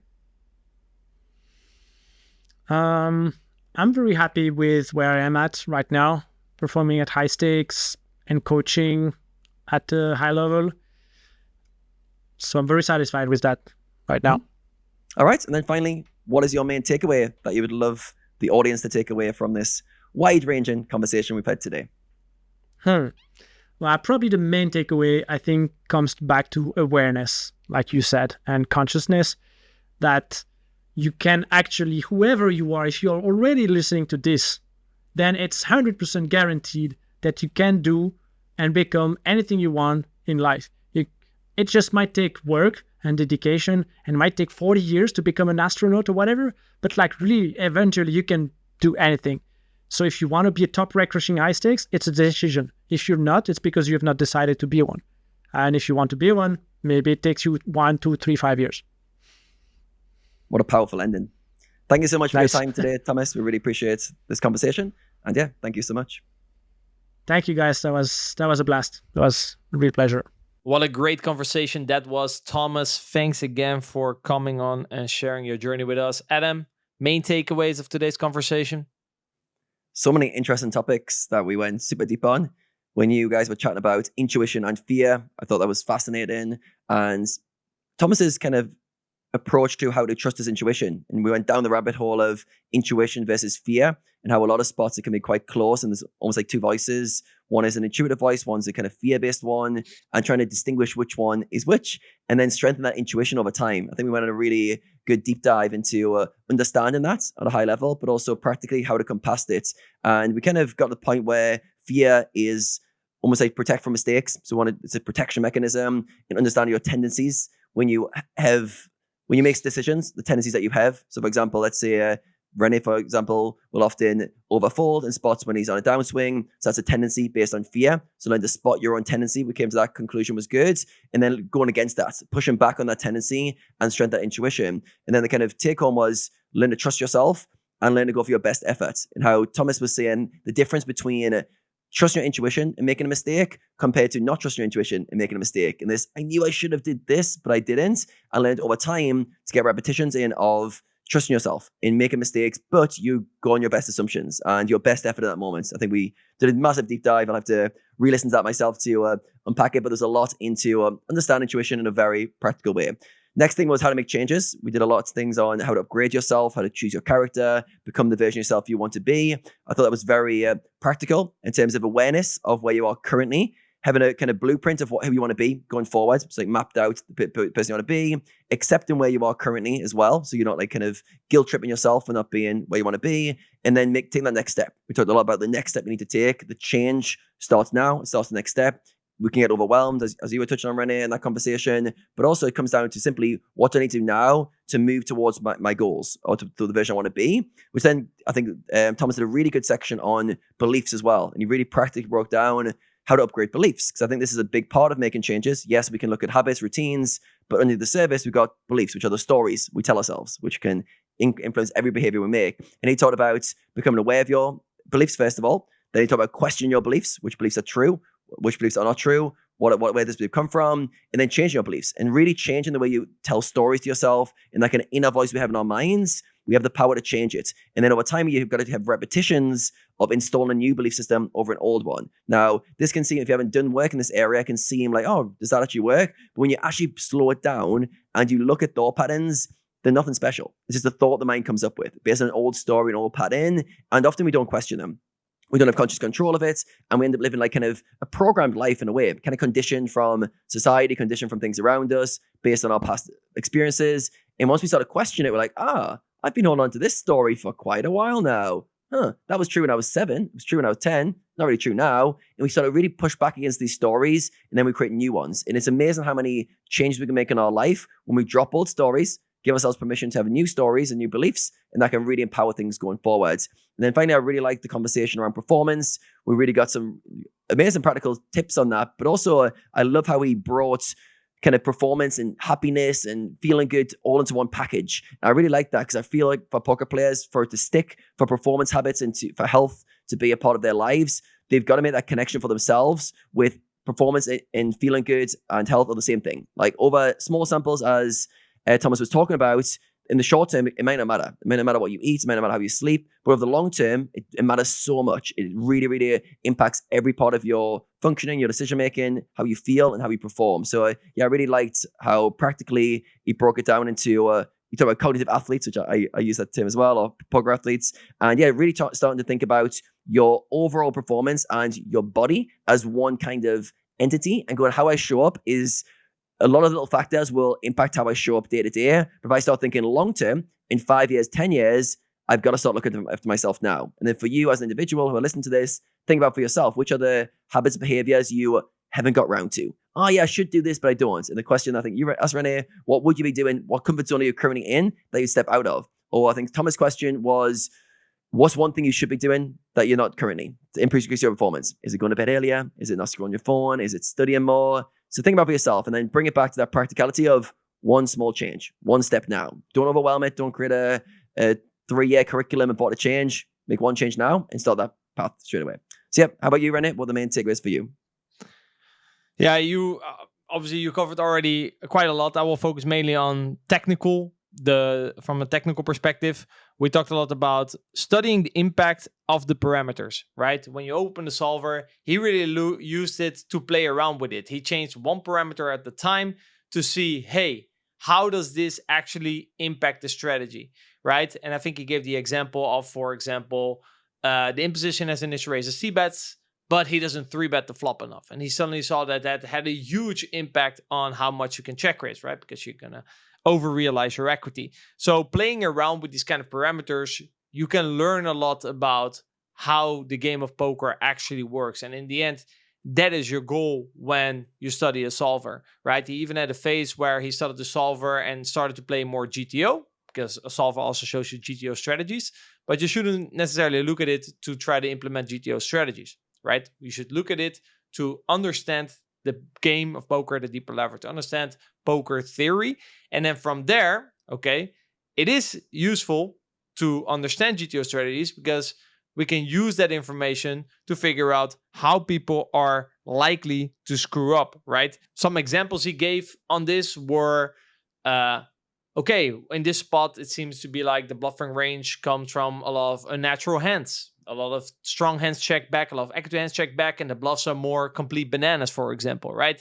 Or on the opposite, when he was the aggressor, he would look at the defend frequency like, oh, well, that's quite a lot of hero calling that our opponent has to do. Likely that he's not going to be able to play this strategy correctly and therefore exploit it. That's more how he was using the solver. And when he built this strategy, that was kind of like laying the foundation, right? This is not where your strategy ends. This is not where playing poker ends, right? I think this is a very big mistake actually that a lot of players have, is that they then go out and they think, well, this is my strategy, I'm now going to put in the hours. No, he used that as a baseline, so he didn't have to think about that, right, anymore. So that when he went out to play, you could start to gather more information and from there make exploitative adjustments, right? So what this baseline strategy allows you to do is think more about the exploits. And then last but not least, we talked a little bit about documenting and how important that was and how he's done it, which was he kind of created a playbook for himself. This is how Thomas plays poker. It was very important that you summarize it at the end, right? Because then if you don't decide which strategy you're going to play or how that's going to look, you might get into spot and be like, oh yeah, I know all this information, but I haven't structured it. I haven't come to a conclusion for myself. So that's a very important step about strategy creation. That's very important. Yeah, overall, great talk. I think there was a lot of knowledge in there. I want to thank everyone who made it all the way to the end of the podcast. Leave a like, comment your main takeaways down below, and subscribe to the channel. Remember, if you want to work with me and Adam, have us help you make more progress in your poker career, mechanicsofpoker.com. I want to thank again the sponsors, Coinpoker, GTO Wizard. Go check them out, and I will see you guys in the next episode.